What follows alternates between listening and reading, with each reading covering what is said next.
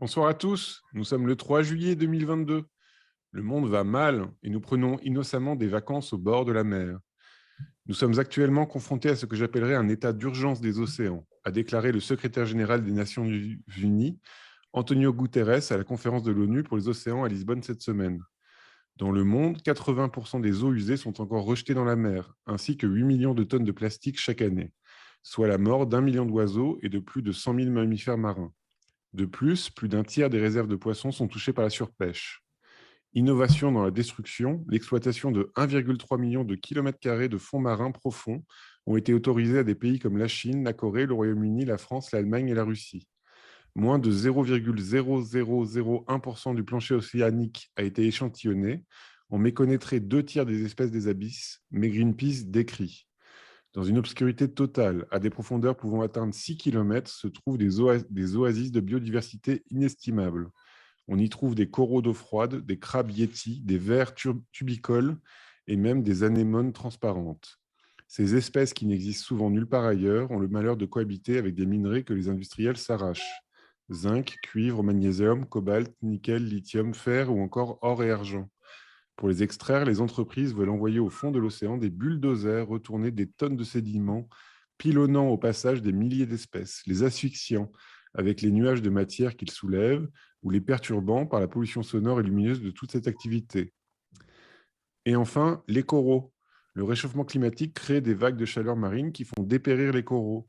Ils blanchissent, expulsant les algues symbiotiques qui donnent au corail sa couleur et ses nutriments, rendant le biotope inapte à ses habitants. Même à 1,5 degré de réchauffement moyen sur Terre, 99% des coraux disparaîtraient. La grande barrière de corail au large de l'Australie, couvrant 348 000 km², représente 10% des écosystèmes de récifs coralliens du globe. Ceux-ci abritent 400 espèces de coraux, 1500 de poissons et 4000 sortes de mollusques. Il a été annoncé en mai dernier que 91% de la barrière avait blanchi. Je fais ce live Twitch sur la scène française, sur les peintres de la semaine scène française. La semaine dernière, on était avec Daniel Schlier et cette semaine, on a la joie, le plaisir d'être avec Thomas Lévillane. Bonjour. Bonjour Thomas. Alors pour ceux qui sont sur Twitch, si vous voulez poser des questions à Thomas, n'hésitez pas, vous les posez tout au long de l'émission, puis on lui posera les questions à la fin. Ah, je crois que ça ne marche pas. Ça ne marche pas du tout. Hein. Attends, Ça ouais, marche, Nils? Non, il y a un souci là, excuse-moi, je règle ça très vite. Je t'avais dit que ça ne marcherait pas, les métaverses, là. Ça ne marche pas? Non, j'arrive pas à régler le problème là. Ouais. Bon, voilà, on a raté notre émission. Ça ne marche pas du tout, les métaverses, on le savait. Qu'est-ce qu'on fait, Nils? Faut trouver une Nils, solution. notre réalisateur? Ouais, non. Bon, on va demander à Mireille Blanc? Oui. Bonjour Mireille. Ce gag est complètement Bonjour nul. Thomas. Bonjour à tous, bonjour Nils. Donc, je suis très contente de mener cet entretien, Thomas, avec toi ce soir, puisque j'ai eu la chance de faire le premier entretien il y a maintenant 1 an. Depuis, il y en a eu 48 autres et ce soir, c'est donc le 50e. Donc, vous pouvez retrouver tous ces entretiens, bientôt les 50, sur la chaîne YouTube Les Apparences. Vous pouvez liker, vous abonner et partager. Vous abonner parce que il y aura bientôt un changement de rythme et il y aura aussi quelques surprises cet été. N'hésitez pas aussi, pour ceux qui sont sur Twitch en direct, à poser des questions à Thomas pendant l'émission et pas juste à la fin. Par contre, on lui posera à la fin. Et si vous avez aussi des questions sur l'émission, les apparences, vous pouvez aussi les poser, puisque ça sera un petit peu la dernière. Donc voilà, le déroulé reste le même. Tu m'as demandé de te demander 5 peintures qui résument ton parcours, ton travail. Et on va commencer tout de suite avec la première peinture qui date de 2004, qui s'appelle Nils, qui fait 60 par 60, qui est une mille sur toile. Donc une peinture qui a 18 ans. Et ce que je trouve assez beau, c'est que Nils est ton frère et le réalisateur des émissions Les Apparences. Et donc voilà, je te laisse nous en parler. Oui, voilà, exactement. Alors, c'est dur d'être de l'autre côté. L'idée que j'ai choisi un tableau qui date de 2004, donc j'avais 24 ans quand je l'ai fait, parce que je me situe dans un temps de peinture qui est un temps long. dans le sens où j'ai jamais considéré les choses sur 5-6 ans ou sur 10 ans, mais vraiment plus sur ma vie en général, donc sur une durée, on va dire de 60 ans. Parce qu'en regardant les modèles de l'histoire de l'art et des choses comme ça, j'ai toujours pensé la chose en œuvre, c'est-à-dire en voyant les choses à long terme, quoi. Alors je vais parler d'un truc un peu bizarre par rapport à ce tableau, mais ça va amener au tableau, j'espère. C'est le fait que je fais partie de ce club assez large, en fait, de gens qui n'a aucune nostalgie pour son enfance et qui arrivaient jeunes, ados, avec un sens du tragique et une non-innocence très grande. C'est-à-dire qu'en gros, la vie des adultes était faite de telle manière que je n'avais aucune chance de penser en type de légèreté. Et un des endroits où j'ai pu me protéger dans ma vie, c'était la peinture. Et donc, je suis entré directement aux Beaux-Arts aux Beaux-Arts de Paris, juste après le lycée. Et là, il s'est passé un truc encore plus bizarre, c'est qu'à l'époque, on n'avait pas le droit de faire de la peinture à l'école, c'était assez compliqué, c'était assez mal vu. Et donc, je me suis retrouvé dans une chose assez dingue, qui était que j'avais vraiment besoin pour exister de faire de la peinture, et c'était assez compliqué. J'en parle parce que maintenant, ça va beaucoup mieux. Je ne pense pas que ça soit une bonne nouvelle de ne pas en parler encore, c'est-à-dire de laisser passer cette histoire et de ne pas en parler, parce que je pense que c'est mauvais pour tout le monde dans la mesure où il y a quand même un bilan à faire de cette chose-là, de ce phénomène-là, de cette doxa-là, pour pas que ça revienne. Et puis aussi, je pense que les choses changent, mais ne changent pas encore assez rapidement à mon sens, et qu'en attendant, c'est les artistes qui en souffrent, quoi. Donc, dans ce cadre-là, j'ai eu un professeur qui est mort hier, donc j'aimerais bien en parler, qui s'appelle Joël Kermarek, qui était quelqu'un d'extrêmement difficile et extrêmement dur, mais qui m'a appris à une chose, c'est à pas trop rougir, hein, voilà, et à savoir me défendre. Il apprenait ça beaucoup à ses élèves. Il y a eu beaucoup d'élèves qui ont continué à être artistes, donc il faut croire que c'est un bon professeur. J'avais des rapports complètement passionnels avec lui, parce que quand on est évidemment complètement perché et un peu perdu, bah, on a tendance à aller vers les gens qui vous font la chose qu'on connaît. Donc, il était assez sadique, hein, on ne va pas se mentir, mais, mais d'un coup, j'étais dans une situation où moi, je me collais à lui. Voilà, je suis resté fidèle à lui pendant 5 ans. Et ce tableau-là, je l'ai fait en étant en échange à la Cambre, donc c'était à la fin de mes études. Donc, j'ai passé 3 mois à la Cambre à Bruxelles, et là, pour le coup, on m'a foutu la paix. On était tout gentils, on était bienveillants, on me chouchoutait. Et vraiment, c'était une espèce de bienveillance générale. Et d'un coup, bah, j'ai pu faire un tableau qui, pour moi, était le premier important ou un peu réussi, ou voilà, que je trouvais juste. Mais j'ai raconté tout ça juste pour dire que mon réalisme, on va dire mon réalisme simple, ou mon réalisme voilà, du donné du monde, et pas du tout donné pour moi dans ma vie, et qu'au contraire, c'est une lutte pour arriver à quelque chose de l'ordre de la normalité, ou de l'apparence, ou de la banalité, quoi. Voilà. Donc, si je devais organiser les choses, si je devais dire les choses, c'est que le chaos originel, ou le chaos des choses, est plus important dans ma vie que l'ordre des choses, quoi. Voilà. Donc, retrouver de l'ordre dans mes tableaux, c'est une chose importante pour moi, et notamment, on va dire existentiellement, pour trouver du sens à tout ça. Et en termes de procédé, tu étais déjà dans des choses qui correspondent à ta manière de faire aujourd'hui, donc une prise de vue photographique, c'est toi qui faisais la photo déjà? Il n'a pas posé devant toi? Si, alors, il a posé devant moi. Alors, Pas pour la c'était en peinture. argentique. Ah non, non, pour la peinture, non, non, pas du tout. Ouais. Non. Et c'était en D'accord. argentique. Et c'était une photo. Alors, à l'époque, on avait on avait des papiers, enfin, on avait de la pellicule, quoi. Donc, on avait des photos 15-20. Et puis voilà, c'était. Mais j'avais déjà fait cette chose que je fais aujourd'hui aussi, c'était de prendre en photo les morceaux de son visage, dans le sens où j'avais les morceaux les morceaux de ses cheveux, les morceaux de son œil. Enfin, je prenais déjà les gens en morceaux, quoi. D'accord. Parce que c'est encore une fois quelque chose d'important pour moi de rendre les matières des surfaces que je suis en train de peindre, ce qui fait de moi, à mon avis, pas un hyperréaliste, au sens où l'hyperréalisme, c'est une tradition de peindre la photo et pas peindre les matières, ou de faire sentir les matières, alors que moi, je cherchais vraiment la présence voilà, de ce petit garçon qui, à l'époque, qui toujours s'appelle Nils, mais qui, à l'époque, était un petit garçon. Voilà. Et l'autre chose qui m'intéresse dans ce tableau, c'était l'innocence, en fait. C'est-à-dire le fait de se donner, que le tableau se donne au regardeur, avec une espèce de quiétude et de franchise, et voilà, sans beaucoup d'angoisse, voilà, ce qui est le contraire de mon état à l'époque. D'accord. On va passer à la deuxième toile. Et je trouve il y a, il y a moins d'écart entre la deuxième peinture. Donc, on va y venir. C'est donc Dans Paris, une peinture de 2012. Aussi un format carré. D'ailleurs, si tu peux nous parler du format carré, parce qu'il y a beaucoup de formats carrés. 120 par 120, qui n'est ni un petit format ni un grand format. Donc, un format pas facile à tenir. Donc, déjà, le carré, pas facile, et le format moyen aussi. Et je trouve qu'il y a moins d'écart entre Dans Paris et tes peintures actuelles qu'entre Niels et celle-ci. Donc j'ai l'impression que là, il y a peut-être eu quoi, peut-être tu peux nous parler aussi ouais, de ton, vraiment de ton processus de travail, des choses qui se sont mises en place à ce moment-là ou peut-être juste avant. Je te laisse nous présenter cette toile. Il y a 8 ans d'écart entre le premier tableau et le second. Et qu'est-ce qui a changé dans le processus, dans le travail? C'est le fait de, au lieu de représenter une chose de manière frontale, c'est d'essayer de représenter un espèce de biotope.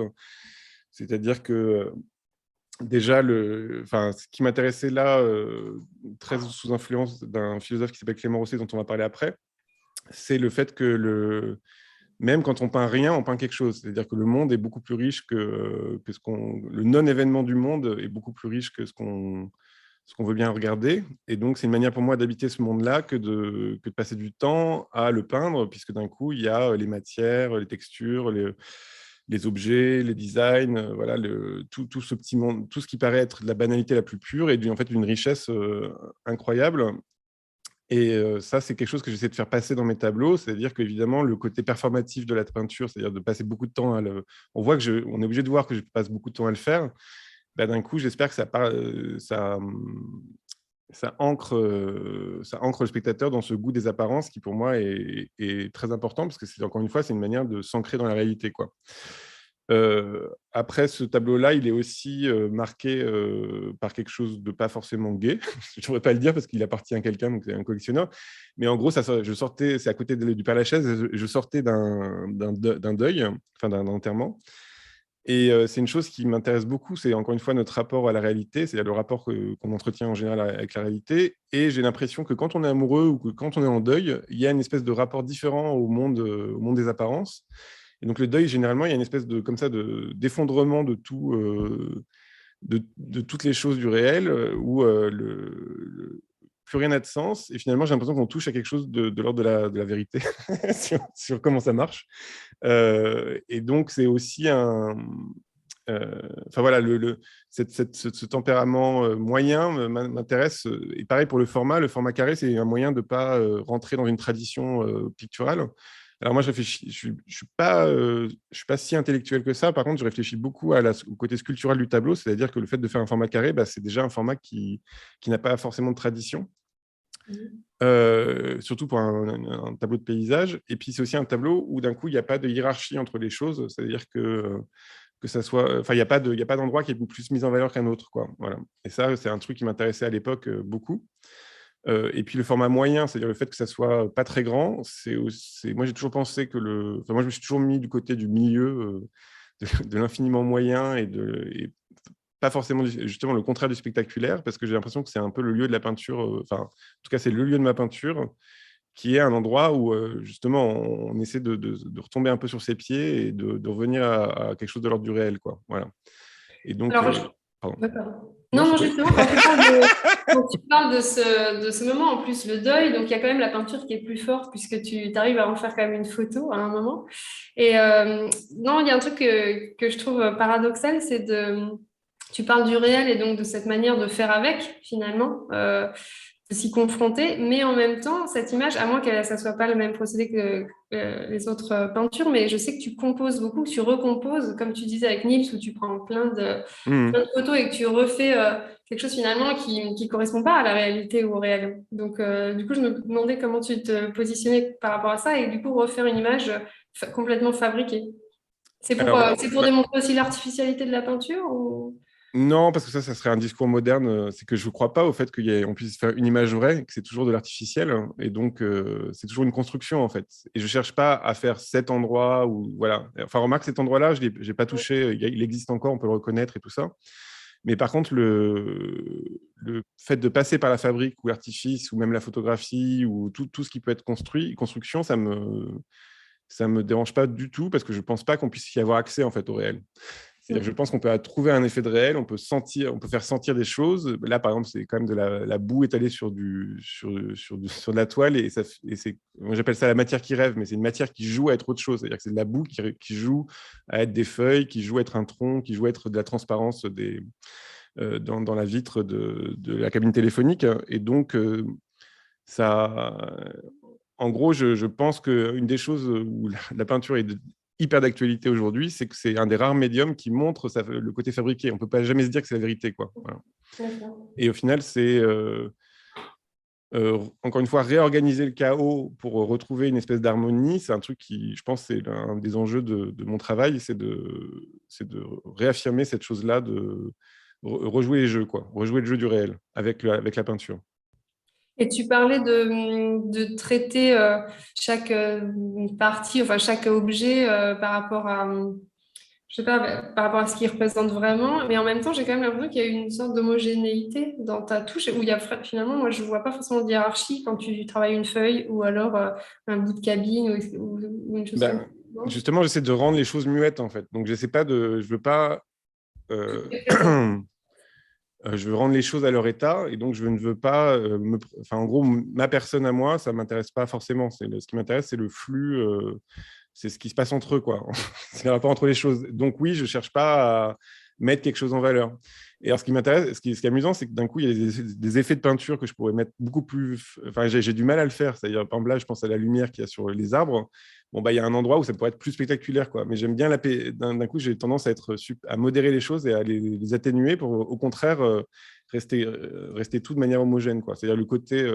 en gros, je ne pourrais pas peindre des choses d'après une bonne photo, quoi. Ça ne m'intéresse pas, le côté spectaculaire ou le côté éclatant. Ce qui m'intéresse plus, c'est le flux continu du monde et en gros, mettre de l'énergie dans le flux continu du monde et d'un coup, qu'on sente cette charge d'énergie dans le tableau, quoi. Voilà. Avec le côté un peu maladroit, qui n'est pas gravissime, ça m'embête un peu, mais j'aime bien progresser. Mais le côté maladroit, c'est aussi une forme de vanité de savoir qu'en fait, on n'y arrivera jamais, ça ne sert à rien, quoi. Enfin, il y a ce côté-là de ne pas être dupe du fait que voilà, je ne suis pas Fraunhofer, quoi. Voilà. Je sais que ça va... Voilà. Il y a une intensité que je cherche à avoir, une charge comme ça dans le tableau, mais ce n'est pas forcément... je ne cherche pas une perfection non humaine, quoi. Et donc, un artiste hyper réaliste, on a parlé, mais un Américain comme Richard Estes, forcément, on pense un peu à lui avec les reflets et la cabine. C'est pas une démarche qui t'intéresse? Alors complètement, parce qu'en plus, Richard Estes, il est beaucoup plus intelligent que ça. Quand on regarde de près, il est assez subtil. Là, j'ai vu des gouaches récemment de lui, où justement, c'est très stylisé de près, en fait. C'est-à-dire c'est très photographique de loin, et de près, en fait, c'est que des formes presque abstraites.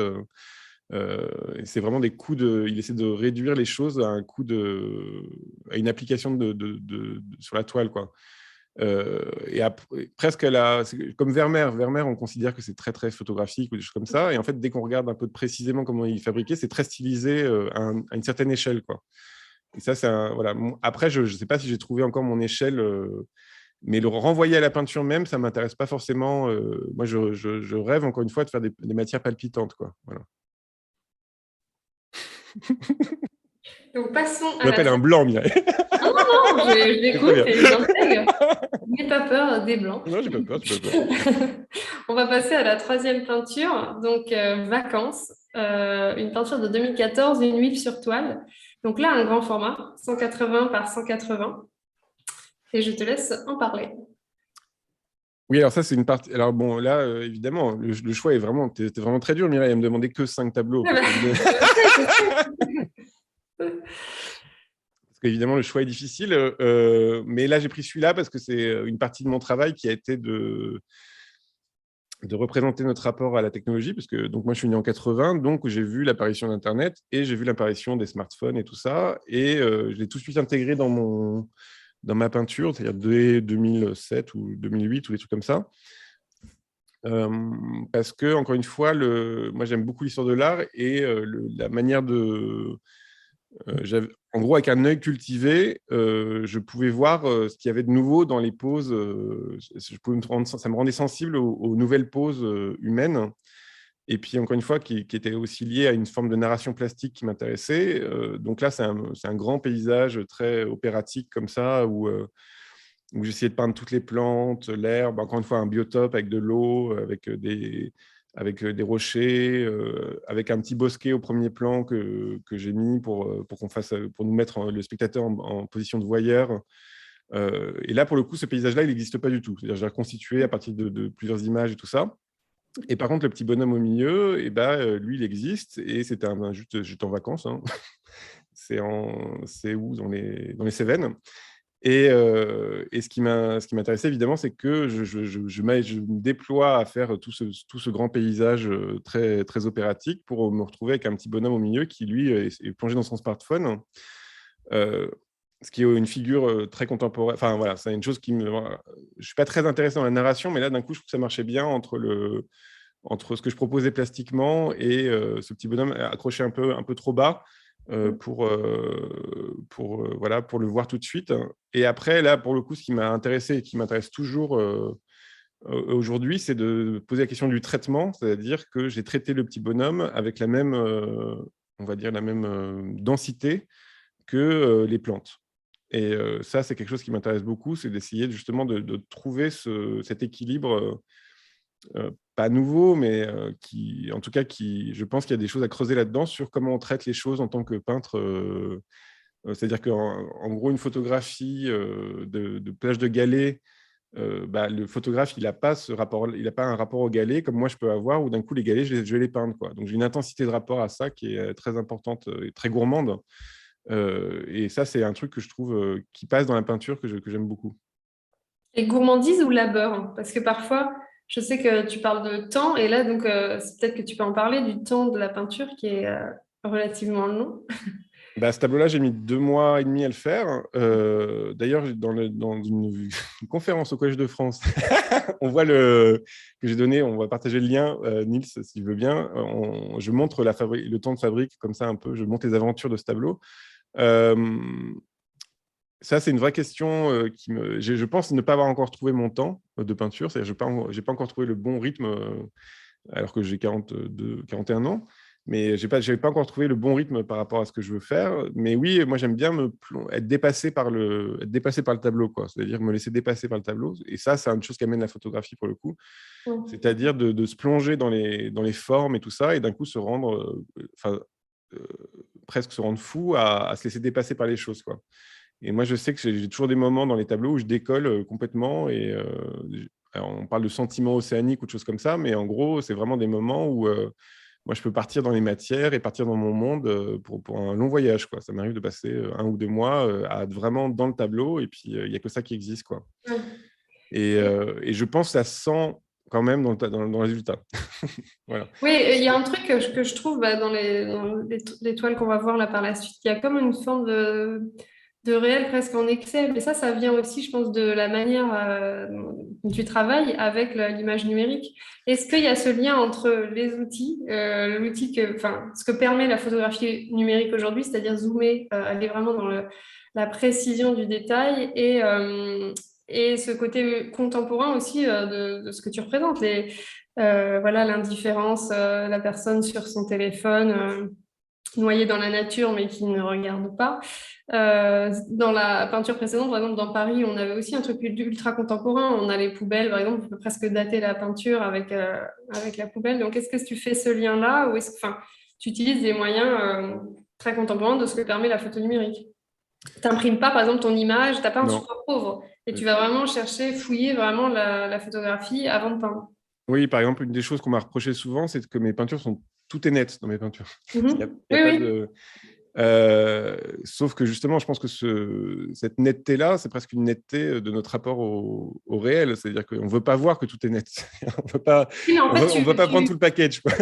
Et que souvent, là, moi, je m'enseigne. Quand je dis tu excèdes, c'est qu'en fait, tu fais des choses que ne permet pas le regard. Tu vas au-delà du visible. Parce que je crois à la contemplation, et que je pense que alors, ça peut être intéressant, c'est que je ne cherche pas l'effet d'un coup. en fait. Oui, Il y a oui. beaucoup, voilà. Et je cherche la contemplation, c'est-à-dire que le regard par exemple, là, de plus en plus, je cherche des espaces avec des figures dedans, parce que je cherche que le regard, que la personne se fasse son propre tableau dans le tableau, c'est-à-dire passe du temps à regarder le tableau, quoi. Ouais, Voilà. et que le regard circule partout. Et... Voilà. Donc j'aime bien l'idée du sous-tableau, l'idée de pouvoir. Moi, j'aime beaucoup faire des détails de tableau. Et donc, par exemple, il y a plein de peintures classiques où il y a un tableau ensemble qui donne un ensemble. Et puis après, dedans, il y a d'autres mondes dans la même image, quoi. Ça, c'est quelque chose qui m'intéresse beaucoup. Euh, et je pense que en gros, c'est faire des tableaux qui essaient d'être des mondes, quoi, où ça soit autonome, c'est pas un morceau de monde, ça serait un monde clos en entier, quoi. Et ça, oui, c'est quelque chose qui, le côté excès ou d'en avoir trop, je pense que ça, en vrai, je pense que, mais ça, c'est très prétentieux de le dire, mais je pense que ça va bien vieillir, dans le sens où il y a un effet je pense qu'il y a des effets de réel qui vieillissent aussi. Voilà. Enfin, voilà. Je pense que ça va s'apaiser avec le temps. Mais encore une fois, moi, je regarde les choses aussi d'un point de vue d'histoire de l'art, où je me dis, bon, bah, je vois ce qui a vieilli dans l'histoire de l'art. Par exemple, tout ce qui est mouvement a vieilli dans l'histoire de l'art. Oui, je vois, ouais. Il y Tu as peur a des effets, en fait. Tu t'attaches vraiment aux apparences. encore une fois, je construis mon image pour qu'elle dure longtemps. Ouais, Là, ouais. par exemple, récemment, il y a un journal qui a mis il y a le journal L'Œil qui a mis en couverture un tableau que j'ai fait il y a 12 ans. Bah, j'étais trop content. Pas parce que j'aurais pu être triste que ça soit pas un tableau nouveau. Mais vraiment, j'étais trop content de me dire, bon, bah voilà, il y a encore un truc Ouais, ouais. il y a encore un petit truc qui marche, quoi. Voilà. Et là, l'idée, moi, c'est vraiment de faire des images qui soient presque des briques de choses vraies ou de choses senties qui tiennent le coup sur le long terme, quoi. Voilà. D'accord. Tout en représentant le monde ultra contemporain Bah, comme... les deux, en fait. C'est le Ouais. monde réel, c'est-à-dire de la réalité, le réel comme il est continu et incroyablement, finalement, cohérent depuis longtemps, puisque c'est quand même dingue de pouvoir voir un tableau de même ligne et de reconnaître son voisin dans un portrait ou des choses comme ça. Mhm. Mais aussi la petite virgule qui en fait quelque chose de contemporain, c'est-à-dire là, le rapport à la technologie, qui est aussi un rapport au réel, puisque c'est comment tout faire pour fuir Enfin, j'en ai beaucoup parlé, donc c'est pour ça que je n'en parlais pas, mais c'est comment, quand on est quelque part, on a tout de suite envie d'aller ailleurs, quoi. Voilà. Oui, parce qu'il y a pas mal d'occurrences dans ton travail de portables, enfin de gens absorbés sur leur portable et qui, justement, Bah, qui encore une fois, c'est ce le réel. rapport-là, c'est-à-dire c'est quand même intéressant comme figure de peinture de mettre un spectacle du monde manière très franche et très premier degré comme ça, et d'un coup d'avoir au milieu une figure presque mélancolique qui baisse les yeux et qui rejette le monde que je suis en train de peindre, quoi. Il y a un critique d'art qui m'avait demandé comme ça, je pense que c'est une tournure d'esprit qu'on a. C'est-à-dire que moi, plus vieilli, plus je suis super premier degré, hein. Moins, plus j'aime le côté franc des choses, quoi. Et le critique d'art m'avait dit, ah, mais tu nous montres le réel pour mieux nous montrer qu'il y a un autre réel ailleurs ou je sais pas quoi. Enfin voilà. Et en fait, non, c'est vraiment si je montre quelque chose, et je montre quelque Ouais, chose. Voilà. d'accord. Ouais. Alors peut-être que c'est décevant, peut-être que c'est pas sexy, ça, je pense que c'est pas sexy. Mais par contre, c'est moi ce qui m'intéresse. Encore une fois, c'est notre monde en partage, quoi. Voilà. Et après, la manière de représenter les choses, à mon avis, c'est-à-dire, j'essaie d'inventer une esthétique aussi, c'est-à-dire encore une fois, par exemple là, essayer de trouver un degré de réalisme qui fasse que ça soit les arbres ou on va dire un réalisme éthique ou une nouvelle valeur éthique ou je sais pas quoi, mais un réalisme qui fasse que ça soit les cailloux, les arbres ou la personne, on est dans le même monde, quoi. Voilà. Ou le ciel. Et donc, oui, comme tu le disais, on peut retrouver donc, la fabrique de ce tableau dans la conférence. Non, mais que tu avais donné au Collège Oui, de France, vraiment c'était rigolé quand tu fais la présentatrice. le cycle de conférence La fabrique de la peinture en 2014. Et donc, ta conférence intitulée Le grand jeu, peinture de la réalité, réalité de la peinture. Donc, on met le lien tout de suite sur Twitch et il sera aussi sur YouTube. Et on va passer à la quatrième peinture. Donc, qui est, alors, je ne sais pas si c'est extraite, mais en tout cas, il y a un ensemble. Je ne sais pas si c'est non plus, si tu appelles ça une série, mais je crois qu'il y a à peu près 100 peintures de fêtes.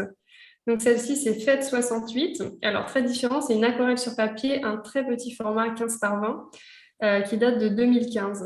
Et donc, là, je te laisse me parler et du sujet, évidemment. Moi, j'adore cette série. Et puis du médium aussi, puisque tu vas un peu à contrario de l'utilisation dont on a l'habitude de l'aquarelle. Donc, voilà, je te laisse en parler. Oui, bah ça, c'est un peu ma série réussie, on va dire. C'est-à-dire que je fais... Non, mais si je suis honnête, je pense que c'est le truc que j'ai le plus réussi pour l'instant. Donc, c'est une série de fêtes. Il y en a 94 pour l'instant. C'est des aquarelles sur papier, mais avec des aquarelles un peu spéciales, puisque je trouve la technique la plus laborieuse du monde pour la faire, puisque je fais des couches et des couches et des couches d'aquarelles qui arrivent à un résultat presque gouaché. Là, je commence à faire de la gouache en ce moment et je me rends compte que c'est pas du tout pareil que l'aquarelle, donc Ah oui. je suis bien content d'avoir fait des aquarelles. Mais voilà, et c'est proche de ce que je racontais sur le chaos et l'ordre, puisque là, pour le coup, c'est par la photographie ou par le... Donc, je suis dans des fêtes, j'ai fait des fêtes, voilà. Et ça, non, mais voilà, donc peut-être c'est intéressant de raconter la genèse de cette série, c'est qu'en fait, je faisais des fêtes et je faisais des photos de fêtes sans trop me rendre compte. Et puis d'un coup, dans mon fameux atlas que tout le monde a, où il y a toutes les images, d'un coup, je me suis rendu compte que j'avais beaucoup de photos de fêtes, quoi. Et pour faire un cadeau à quelqu'un, je lui ai fait un aquarelle, mais c'était vraiment pour faire un cadeau, pour être sympa pour son anniversaire, quoi. Et puis, c'est comme ça que je me suis rendu compte que, bah oui, ça m'intéressait et que j'ai développé cette série sur, je pense, 7 ans, un truc comme ça. Elle n'est Et pas donc, finie, donc, hein, c'est ça? bah, j'en parle. Et donc, l'idée, c'est de partir de montages photographiques que j'ai pris dans des photos que j'ai pris comme ça, neutres presque, voilà, et d'en faire des montages et de raconter la vie, finalement, de l'unique tradition qu'on s'autorisait à faire avant le Covid, c'était des fêtes de Parisiens. C'est-à-dire que autant tout ce qui est mariage, enterrement et tout ça, on ne sait plus trop quoi faire comme tradition humaine. Alors que la fête reste, à mon avis, une tradition de Jones qu'on fait avec bienveillance, quoi. Voilà.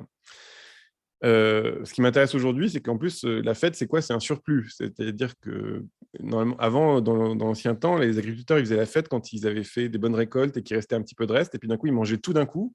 Et c'était aussi une manière d'avoir confiance dans l'existence parce que, évidemment, ils prenaient un risque à manger les restes de l'année, quoi. Et aujourd'hui, évidemment, on peut faire la fête tous les jours. Donc, ça pose une question aussi sur la société qui est de vivre dans le surplus continuel. Et là aussi, ce qui m'intéressait dans ces aquarelles-là, c'était le regard alcoolique, c'est-à-dire un regard qui ne ferait plus de hiérarchie entre les choses. C'est-à-dire que quand on est sous ou quand on est un peu trop con, y a pas, on a un rapport au monde, encore une fois, où on n'a pas de... tout devient important. C'est-à-dire un homme sous peut parler à son digicode, quoi. Voilà. Et ça, c'est un rapport au monde qui, moi, encore une fois, m'intéresse, c'est-à-dire de retrouver ces textures, ces matières, la brillance du monde dans ce regard voilà, un peu de carnaval, quoi. C'est-à-dire en gros, le carnaval, ça m'intéresse parce que c'est le moment où on retourne tout et on se rend compte à quel point en fait, tout est fragile. Parce que rien n'est... En fait, toutes les conventions qu'on a, c'est des conventions. Et donc le carnaval, ça permet de sentir cette chose-là, que tout est en fait, que tout l'ordre social est une construction, quoi. Donc par exemple, il suffit de penser à soi masqué. Quand on est masqué, on n'est pas la même personne. En fait, on est prêt à plein d'autres choses. On est beaucoup plus libre.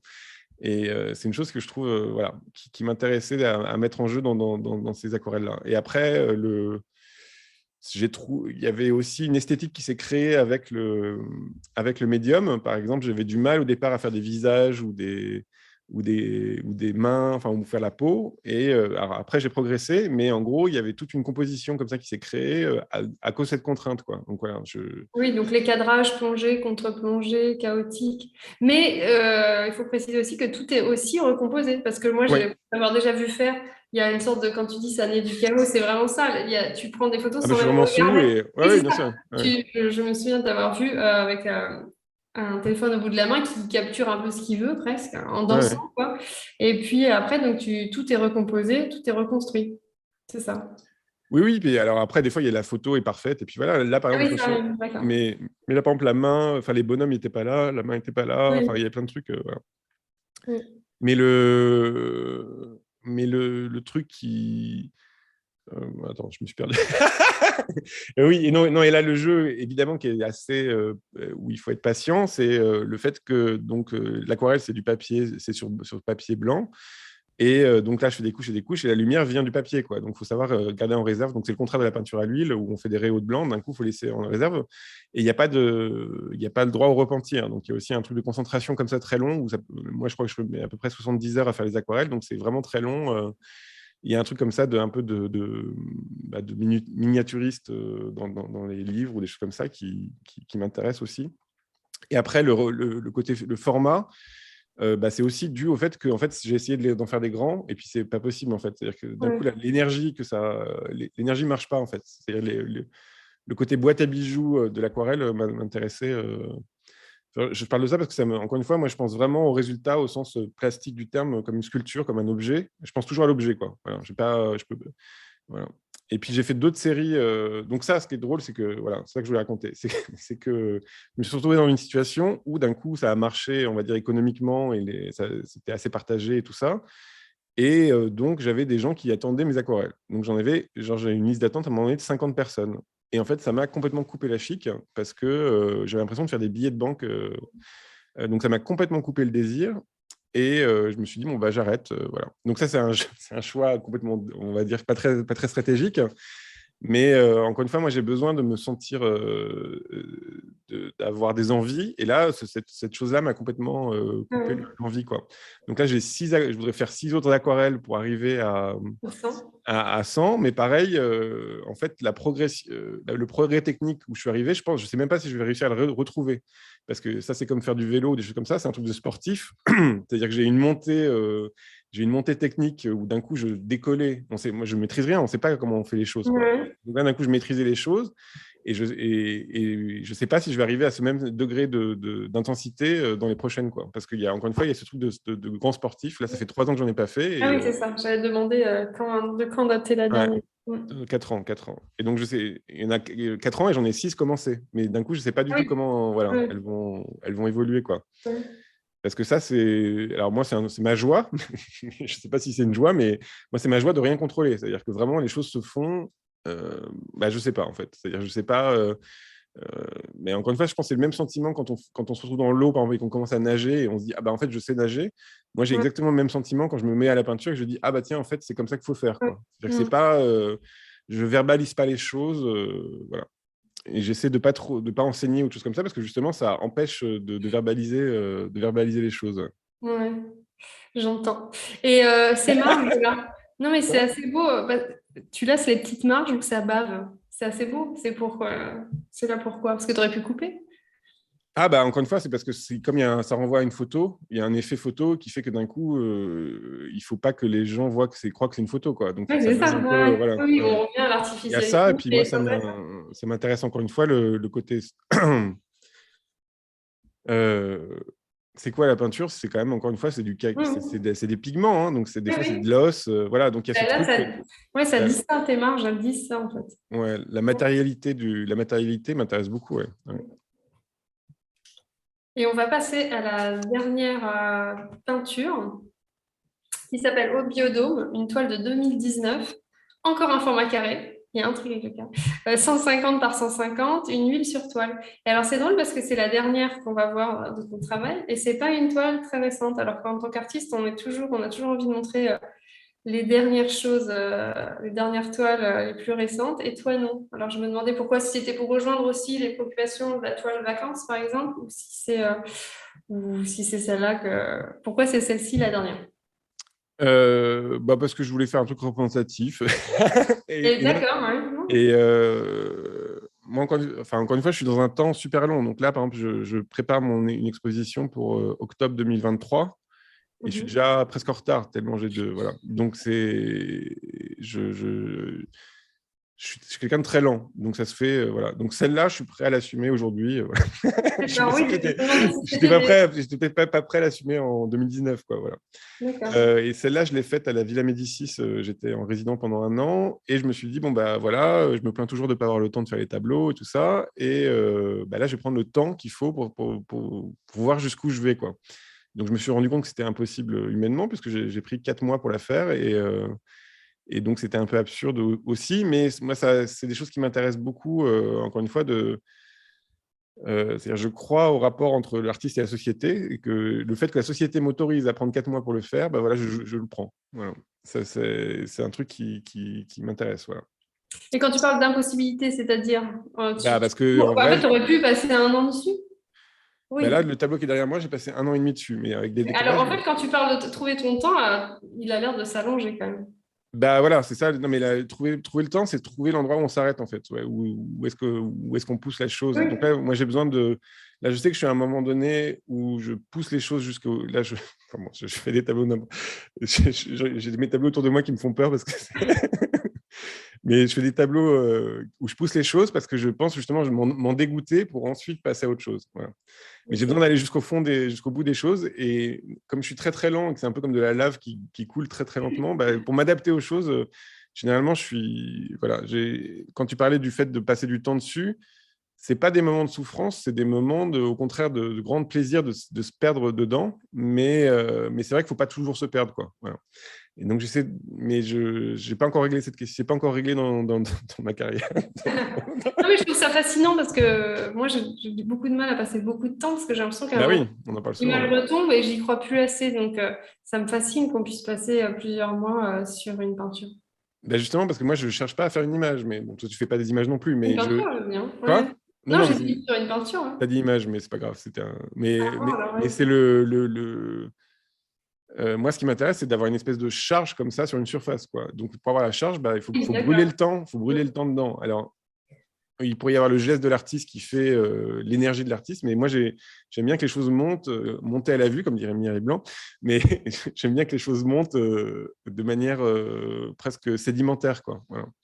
Et donc, c'est vrai que même l'huile, c'est fait pour ça, hein, c'est fait pour avoir des couches et des couches. Et le moment, par exemple, moi, j'adore les peintures les morceaux de. Non, on n'est pas d'accord là-dessus, mais on en parlera après. On en parlera après. Mais moi, j'adore les moments où une matière n'a pas de réalité. C'est-à-dire qu'entre les glacis et les couches qu'il y a en dessous et tout ça, ben, en fait, la couleur, il n'y a même presque pas de couleur dans le morceau de peinture, quoi. Et ça, c'est-à-dire que quand on regarde de près, encore une fois, il n'y a pas de. C'est à la fois transparent et opaque. Enfin voilà, on est un peu perdu tout en restant très, on va dire, très presque pas BD, mais très, très figuratif, dans le sens où ça décolle pas, je décolle pas vers le flou à la Velázquez ou des choses comme ça m'intéresse pas. Voilà, donc c'est un truc, peut-être que j'ai pas encore trouvé la formule, hein, mais ça, c'est là où je vais.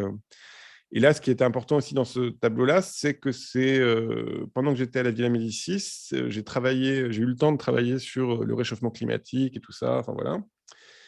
Et là, c'est assez fou parce que donc moi, j'étais un peintre du banal, des choses simples de la vie, du monde, voilà, comme il est, invariant par rapport à l'histoire de l'art et tout ça. Et en fait, bah, je savais, mais je ne croyais pas. Et là, j'ai commencé à croire au fait que, bah, en fait, cette banalité-là, elle est en train de mourir, c'est en train de disparaître. C'est-à-dire que les saisons, une ambiance de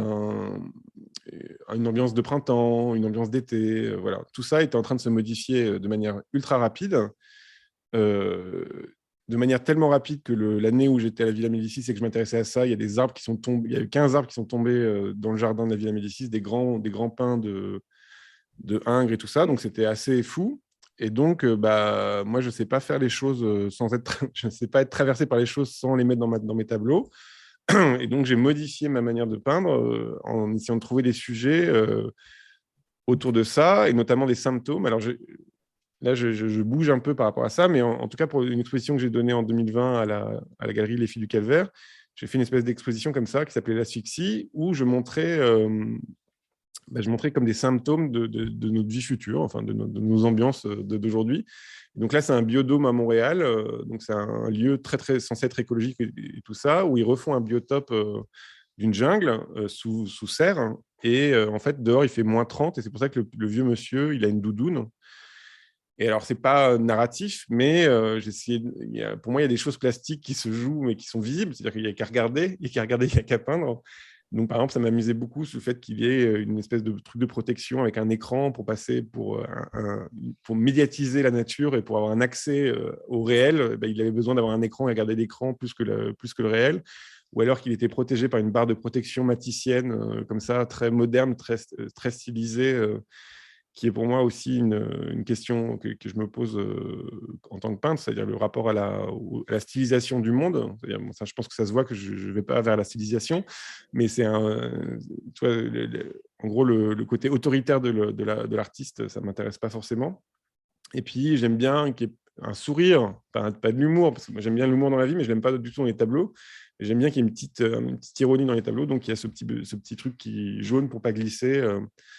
voilà. Enfin, en gros, un monde complètement aseptisé dans lequel on ne vit pas. Et je pense que là, pour le coup, c'est un symptôme de ce qui fait qu'on n'est pas, on n'est pas dans la merde. C'est-à-dire, en gros, ce qui m'intéresse aujourd'hui, c'est presque de trouver une esthétique. Alors, je vais être très, très prétentieux, mais je suis sincère. C'est presque de trouver des esthétiques nouvelles, comme à la Renaissance, hein, c'est-à-dire de trouver des nouvelles manières, des nouvelles valeurs, des nouvelles manières de voir le monde pour mieux le vivre et mieux vivre dedans et pouvoir survivre. Voilà. C'est-à-dire une nouvelle manière de voir le monde. Bah, en gros, la question, c'est qu'est-ce qu'on valorise aujourd'hui par notre art, comment on regarde le monde. Donc là, par exemple, pour moi, c'est pas anodin d'avoir passé autant de temps à passer dans les feuillages et tout ça. Tu parles du sujet, hein, pas dans Oui, ça peut être le sujet, ça peut être aussi le traitement. C'est-à-dire, encore une fois, de pas considérer...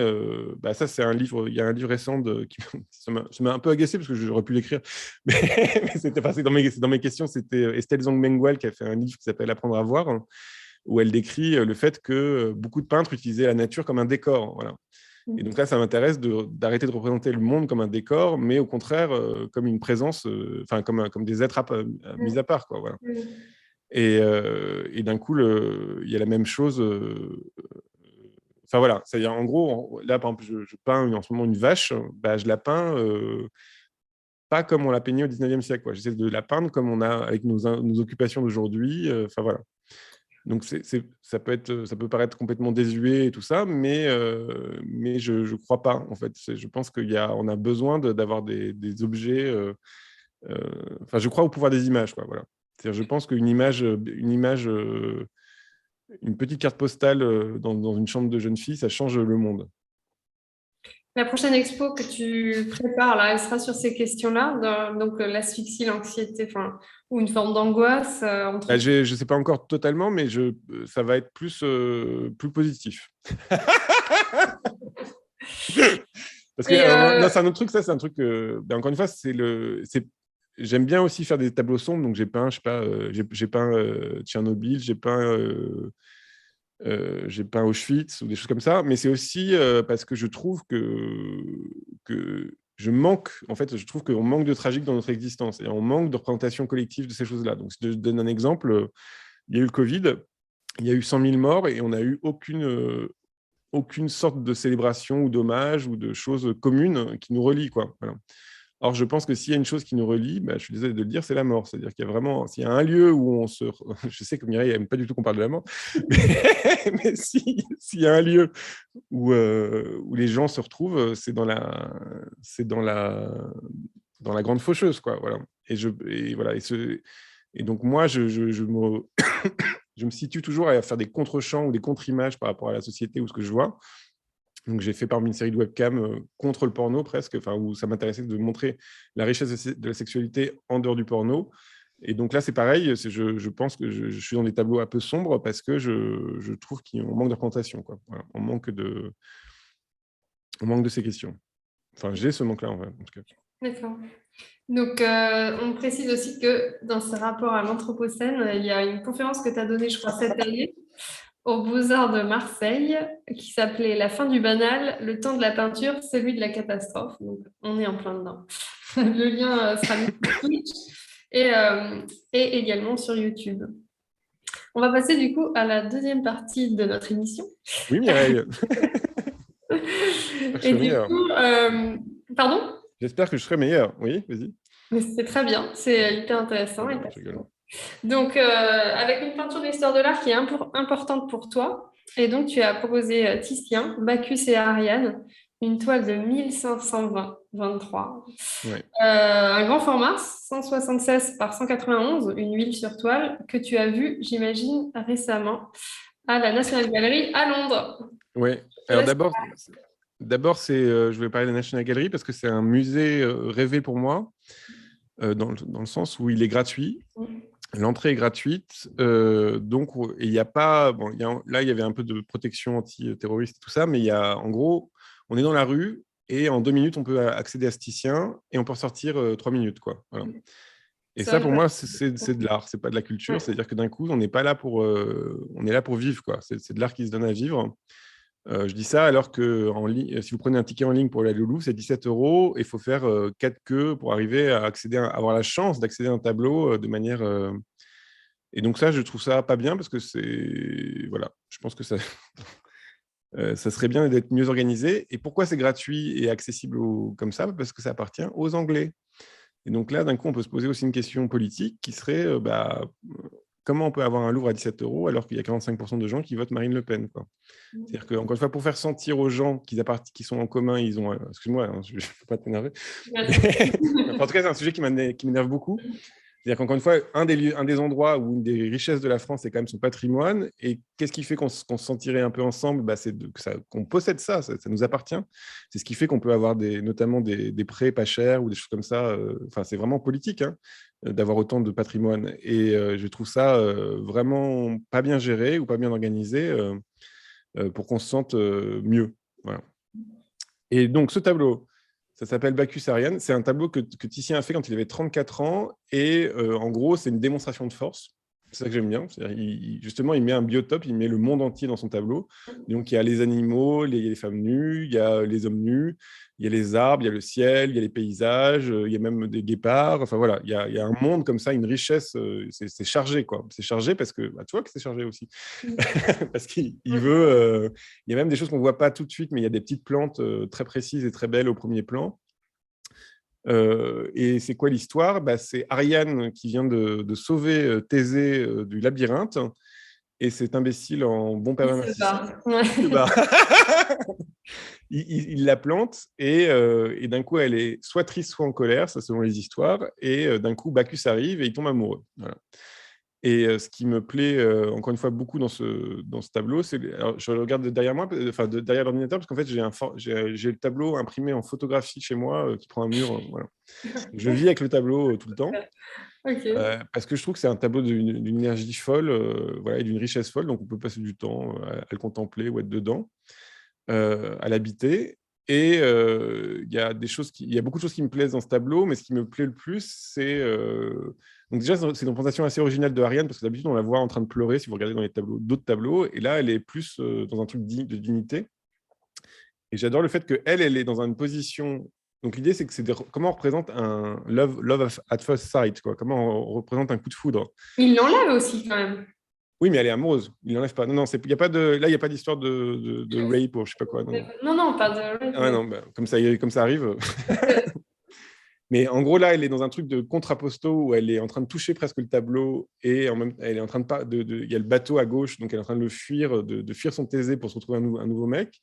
Et il y a Bacchus de l'autre côté qui est en train de sortir du tableau presque, c'est-à-dire qu'il a une position complètement bizarre où il fonce vers nous, tout en indiquant de l'autre côté, tout en ayant son sexe qui est exactement au milieu du tableau, mais c'est son sexe qui est caché. Enfin voilà, il y a tout un truc comme ça il lévite un peu, en fait. Ah oui, il est en train de tomber, il est en train de tomber vers nous. Ouais. Et il y a un truc comme ça que je trouve hyper beau, parce qu'encore une fois, c'est aussi là, pour le coup, il y a la fraîcheur du moment, quoi. Il arrive à garder la pose. Elle est ridicule, cette pose, mais il y a un truc qui reste possible, quoi. Et après, encore une fois, c'est tout ce petit monde que je... Enfin, encore une fois, Bacchus, c'est le dieu du vin, du chaos et tout ça. Et donc, c'est assez beau de voir comme ça le chaos apparaître dans un monde assez on va dire, classique et normal, jusqu'aux guépards qui sont quand même des objets plastiques à peindre un peu bizarres pour l'époque ou pour le tableau, quoi. Ouais, toutes les figures qui le suivent aussi sont assez fascinantes. Les satires, les détails, la main qui tient quand même un bout de... Un bout de viande. Oui, viande, c'est un enfant qui tient un bout de viande. Oui, ça, encore une fois, moi, c'est un truc que j'aime beaucoup, la tragédie grecque. De lire le théâtre grec, parce que en fait, il y a un degré de méchanceté et de violence qu'il n'y a pas dans les films d'horreur, et qui, pour le coup... Enfin, moi, j'ai un problème avec le réel, c'est que dès que ça sent un peu le sang, j'ai l'impression que ça sent plus vrai, quoi. Voilà. Et donc, ça me rassure presque de lire Oedipe Roi, parce qu'il y a quelque chose que je reconnais de la réalité. Ouais. Et puis ce bleu, là aussi, il est quand même incroyable. Oui, carrément. Qui se retrouve dans le vêtement d'Ariane, c'est hyper beau. Encore une fois, c'est le truc aussi Enfin, c'est vraiment un biotope dans le sens où les pigments se répondent, sont présents partout sur le tableau. Voilà, il y a une espèce d'harmonie. Les arbres aussi sont très très bons en contre-jour. Enfin, bon, voilà. Et il n'est pas si grand comme tableau pour un Titien. Ça, c'était pour une chambre de quelqu'un. Oui, c'était une commande. Voilà, c'était une commande. Ouais. Mais voilà, moi, et puis Titien, c'est aussi un peintre que j'aime beaucoup parce que, encore une fois, ça, c'est les peintres qui n'essaient pas de peindre un truc, ils essaient de peindre le monde, quoi. C'est pas Moroni ou voilà, il cherche pas un truc à peindre, il veut la totale. Voilà. Alors, j'ai pas dit que tout est réussi ou je sais pas quoi, mais c'est quand même complètement fou. C'est-à-dire à la fin de sa vie, on pourrait faire le bestiaire de, il a peint le réel, quoi. Voilà. Ça, c'est un truc que j'aime beaucoup chez lui. Et aussi le fait qu'il n'hésite pas à changer de traitement, c'est-à-dire qu'il y a vraiment des périodes dans Titien. Ouais. Et alors là, on passe à une chose radicalement différente, puisque donc une peinture de l'histoire de l'art que tu n'aimes pas, que tu ne comprends pas encore et que tu rejettes, j'étais étonnée, donc j'ai hâte de t'écouter. Tu proposes Rinus van de Velde, un artiste belge, un fusain sur toile de 2020, I Am the Armchair Voyager, de 2,46 m par 1,61 m, très grand format. Et pourquoi ? Bon, alors, il y a plein d'artistes que j'ai invités dans les apparences qui m'ont expliqué qu'ils n'aimaient pas critiquer ou dire du mal ou qu'ils ne sentaient pas le possible. On le fait tous. D'une part, on le fait tous. Et d'autre part, moi, j'adore faire ça. Oui, c'est vrai que ça... Et je ne comprends pas le truc parce que je trouve que c'est la base, c'est du travail de dire du mal des autres, quoi. Parce que on comprend mieux pourquoi, en miroir, on comprend mieux pourquoi on n'aime pas, voilà. Et donc cet artiste, moi je le connaissais pas, mais j'ai visité son expo il y a pas longtemps, donc c'était au Beaux-Arts à Bruxelles. Déjà c'était une expo sponsorisée par Europalia avec beaucoup d'argent, voilà. Il s'exposait lui en regard d'autres tableaux, donc il y avait son expo perso, puis dans son expo perso il y avait Joan Mitchell, il y avait Munch. Il y avait Joseph Cornell, donc il y avait un truc complètement prétentieux comme ça. Lui avait choisi, en fait, c'est ça ? Ouais, dans son expo. C'est comme tu fais une expo perso, puis d'un coup, tu mets un chardin, quoi. Voilà. Il y avait beaucoup d'argent pour faire l'exposition, et notamment, donc c'est comme Europalia, c'est un truc de train, d'un coup, il avait fait un train géant en carton, qui ne correspond pas vraiment à l'expo, mais bon, voilà, il y avait ce rapport-là entre l'argent privé et l'exposition, ça m'embêtait. L'entrée était à 17 €, bon, voilà. Et donc un peu snob et tout. Et alors, ce qui m'intéresse là-dedans, c'est d'abord le fait que la figure de l'artiste, comme est super-héros, beau gosse, en grand faire son portrait en grand format, enfin, l'artiste au sens, l'artiste comme on le pense dans la société, c'est-à-dire le héros face à tout le monde, le côté je suis un surhomme, ça m'intéresse pas du tout. Il met en scène son ego, c'est-à-dire qu'il fait des autoportraits à longueur de temps dans ses dessins et tout ça, et je trouve qu'on est fatigué de l'ego.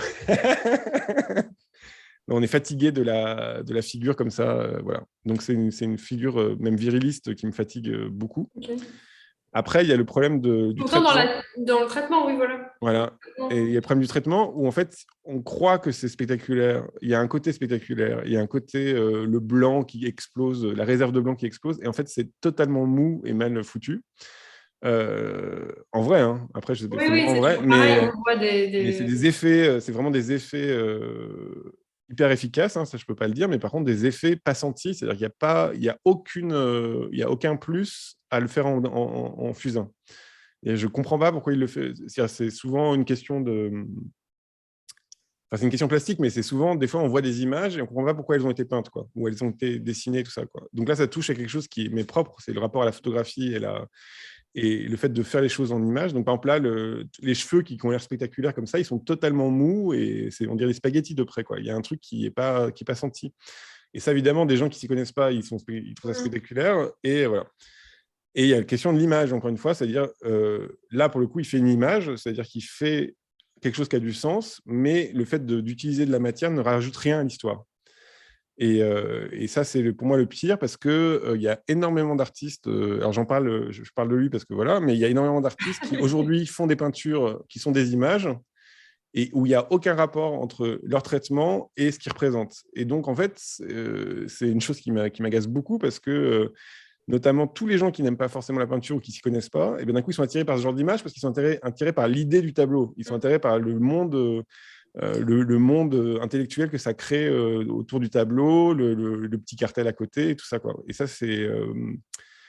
pour moi, un objet peinture, on pourrait dire que je suis réactionnaire ou traditionnaliste, mais en tout cas, moi, j'aime l'idée que le tableau se défende par lui-même, quoi. C'est-à-dire, moi, j'habite dans les Puces. Si je mets un tableau à moi dans la rue, je veux que les gens ils puissent être activés par le tableau sans que j'ai à mettre tout un white wall autour et tout ça, quoi. Voilà.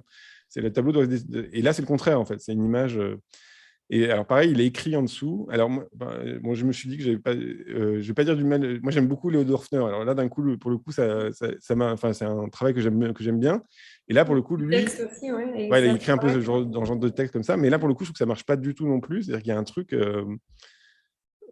voilà, on sent que ça ne tient pas à son image, quoi. Et alors, je dis du mal de lui avec d'autant plus de facilité qu'à la fin de l'exposition, il fait une vidéo. Il y a une vidéo de son travail où là, lui, il met en scène en fait tout un monde en carton où il voyage dans une télé et tout ça. Et d'un coup, et c'est lui le héros du film, donc il est le même acteur et tout ça. Et d'un coup, ça, c'est super. C'est-à-dire que tout ce qui pour moi était raté dans ses dessins et ses peintures est super dans son film. Mais vraiment super. J'ai vraiment eu un énorme plaisir à le voir. On ne peut pas le partager malheureusement parce que c'est vraiment très, très réussi. Et donc ça, c'est une vraie question formelle, on va dire. C'est-à-dire que je trouve que son ego ou la manière dont il raconte le monde et tout ça est peut-être plus appliqué pour faire des films que pour faire de la peinture. Voilà. D'ailleurs, il y a des peintures aussi. Là, tu nous parles d'un fusain, mais il peint. Non, il fait des peintures au pastel gras. Alors pareil, ça, il fait des trucs au pastel gras qui sont très, très spectaculaires techniquement. On va dire que c'est à l'œil, c'est beau. Et puis de près, en fait, il peint pas les choses. Il peint un effet coloré. Enfin voilà, ça n'a pas il n'y a pas de profondeur, en fait. Il n'y a pas d'enjeu de peinture. Voilà. Il y a toujours aussi aujourd'hui, malheureusement, ce décalage parce qu'on reçoit quand même beaucoup d'images par les écrans et c'est encore pire aujourd'hui avec les téléphones où on reçoit en gros des images qui font 4 par 6, quoi. Donc parfois, il y a ce que tu dis, il y a ce truc virtuose impressionnant et en fait, en vrai, ça ne tient pas du tout, quoi. Parce que passer d'un 4 par 6 cm sur un portable à un format de 2,40 m, c'est pas du tout la même chose. Et puis, il y a la matérialité, etc., tout ça, évidemment, mais parfois, c'est vraiment trompeur. Ouais, On va séduire par une vignette, en fait. Mais là, c'est surtout que je pense que c'est plus une question de... Ce qui m'agace le plus, c'est une question de tournure d'esprit. Oui, il y a des gens, ils n'ont pas la tournure... Je comprends qu'il faut avoir... C'est pas facile d'avoir la tournure d'esprit peinture, c'est-à-dire qu'il faut être un peu cultivé, il faut un peu regarder les peintures, ça prend du temps. Moi, je trouve que c'est un art magnifique parce que c'est un art qui rend complètement libre le spectateur par rapport à d'autres arts. C'est-à-dire que quand on lit un livre, il y a un bloc de temps à donner. Quand on regarde un film, c'est pareil. Quand on écoute une musique, pareil. Alors qu'une peinture, en fait, on est devant. On ne peut pas être passif devant, il faut l'activer, quoi. Donc, il y a tout un apprentissage là-dedans. Mais par contre, le fait que des gens qui n'ont pas cette tournure-là me disent « Ah, j'aime cette peinture parce que... » ils me donnent même les raisons. Déjà, ça va déjà pas.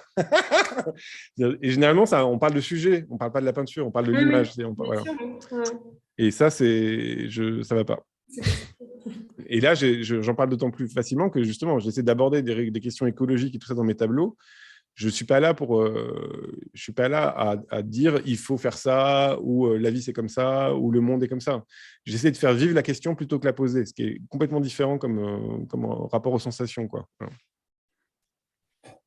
On va passer à une œuvre qui a nourri ta pratique. Et tu cites, alors Clément Rosset, je pense que c'est quelqu'un qui a été, tu vas peut-être en parler, mais qui a été important pour toi. Il y a d'autres œuvres, peut-être, je pense au Réel et son double, que tu aurais pu citer. Là, tu cites La Force majeure, donc aux éditions de Minuit, où il est question de la joie et de comment être au monde et comment accepter finalement le réel. Mais je te laisse en parler. Oui, alors Clément Rosset, justement, c'est Joël Carmarac qui m'en avait parlé. Il est philosophe d'ailleurs, je n'avais pas précisé. Oui, il est philosophe, ouais. C'était à l'époque où c'était en 2001 2000 non, 99. Il venait de prendre sa retraite. Il était prof aux Beaux-Arts de Nice. Pardon, pas aux Beaux-Arts, à l'Université de Nice. Et il venait prendre sa retraite à Paris. Et donc, Joël Carmarac m'en a parlé. Et j'ai lu ses livres. Et d'un coup, j'avais l'impression de lire ce que je pensais. Alors, évidemment, ça ne va pas du tout. Oui, c'est génial. Oui. Génial, mais d'un coup, c'était très heureux. J'avais un petit, comme j'ai dit que je vivais dans le chaos, j'avais une petite bouée de sauvetage, quoi. Et donc, en bouée de une bouée de sauvetage comme ça, je ne l'ai pas lâché. Donc, j'ai lu tout Clément Rosset, dont un livre qui s'appelle Route de nuit, où il parle de sa dépression. Et donc, j'étais très, très malheureux parce que moi, je pensais que c'était un philosophe de la joie et du plaisir au monde. Et puis d'un coup, il racontait sa dépression. Donc, j'étais pas content et je suis allé le rencontrer à la fin d'une conférence qu'il donnait à Beaubourg pour lui demander des comptes, quoi. Voilà.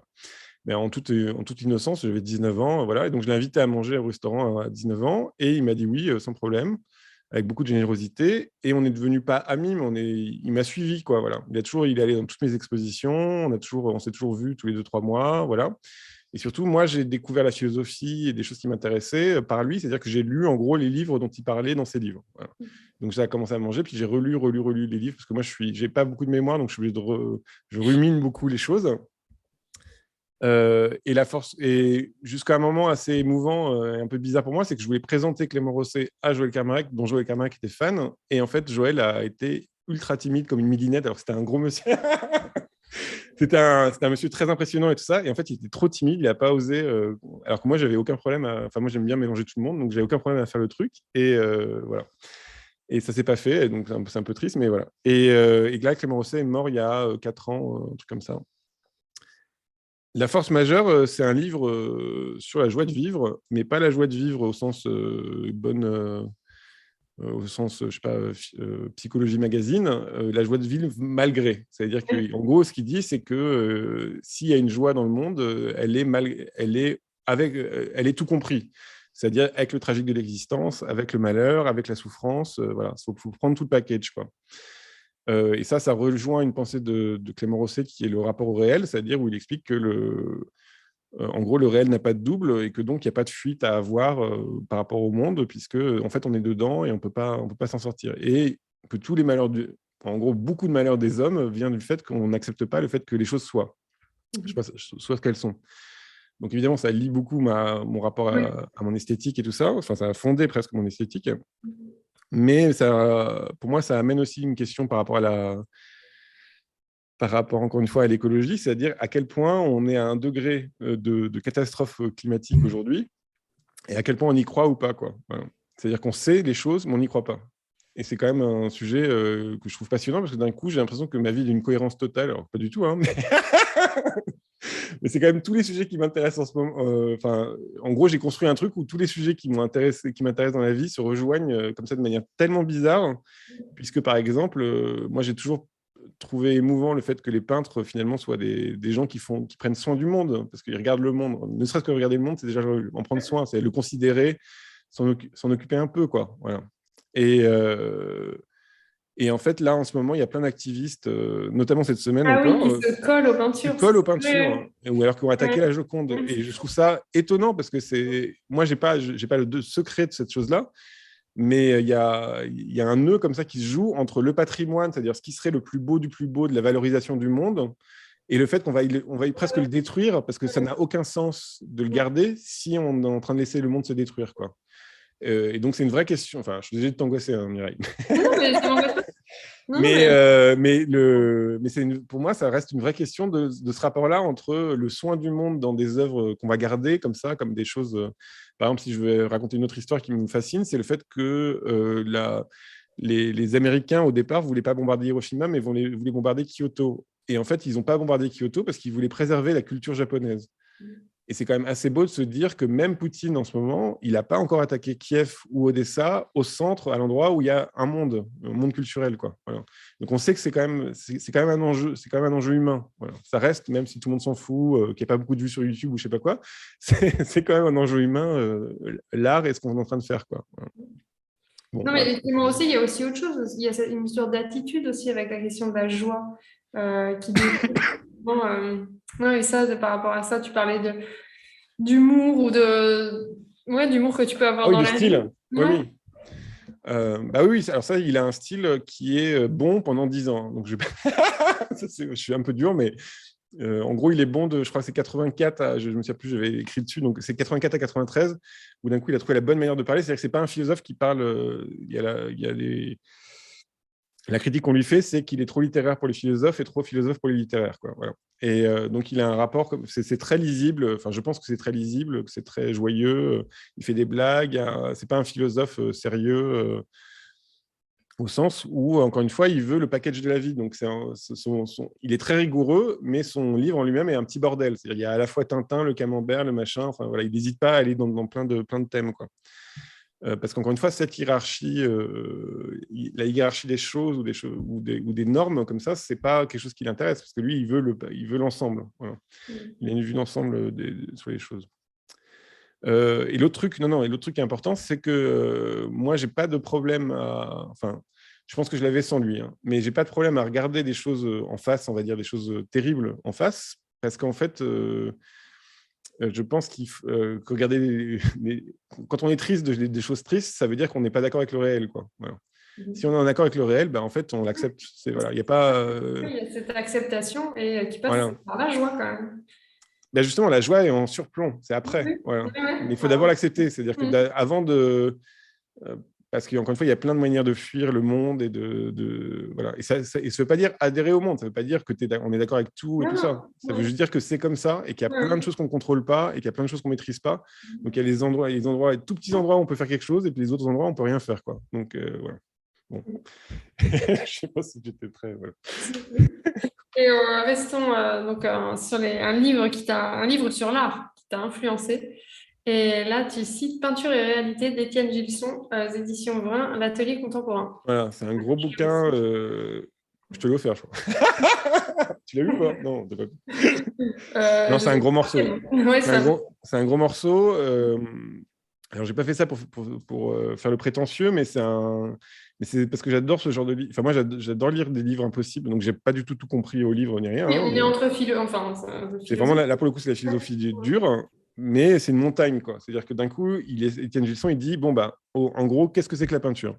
Voilà. Et je sais pas combien de pages il répond. Voilà, en 400 pages, il dit bah voilà ce que c'est. Mais il le fait de manière très humble, c'est-à-dire que c'est assez beau parce qu'il part vraiment de la toile, du matériel, et puis il arrive à des choses métaphysiques, au thomisme et tout ça. Mais en gros, il va éponger un peu toute la problématique. Alors moi, quand je lis ce genre de livre, je ne suis pas du tout en maîtrise de tout, je ne comprends pas tout forcément, enfin voilà. Par contre, je prends des notes, et après, ces notes, elles sont hyper importantes pour moi parce que je les recopie, et je me fais des petits livres comme ça, je vous montre ça parce que c'est une technique, voilà. J'ai des petits livres de recopiage où en fait, d'un coup, c'est presque le nectar de ce qui m'a plu. Et après, je les relis, et ça me fait penser à des choses, quoi. Voilà. Donc, puis j'ai même des bases de données. Enfin bon, voilà, c'est un peu compliqué, mais en gros, l'idée, c'est que c'est toujours actif. La pensée des autres reste active. Je lis pas pour oublier après, quoi. Voilà. Et est-ce que, par exemple, quand on parlait de Clément Rosset, il a vraiment... tu sens à quel moment il y a eu des déclics par rapport à ta peinture, à quel point... par exemple, Clément Rosset, il a écrit, par exemple, des pages entières sur le regard alcoolique. Ce que je n'avais pas du tout en tête, pas du tout en tête quand j'ai fait mes aquarelles de fête. Et après, ça s'est retrouvé.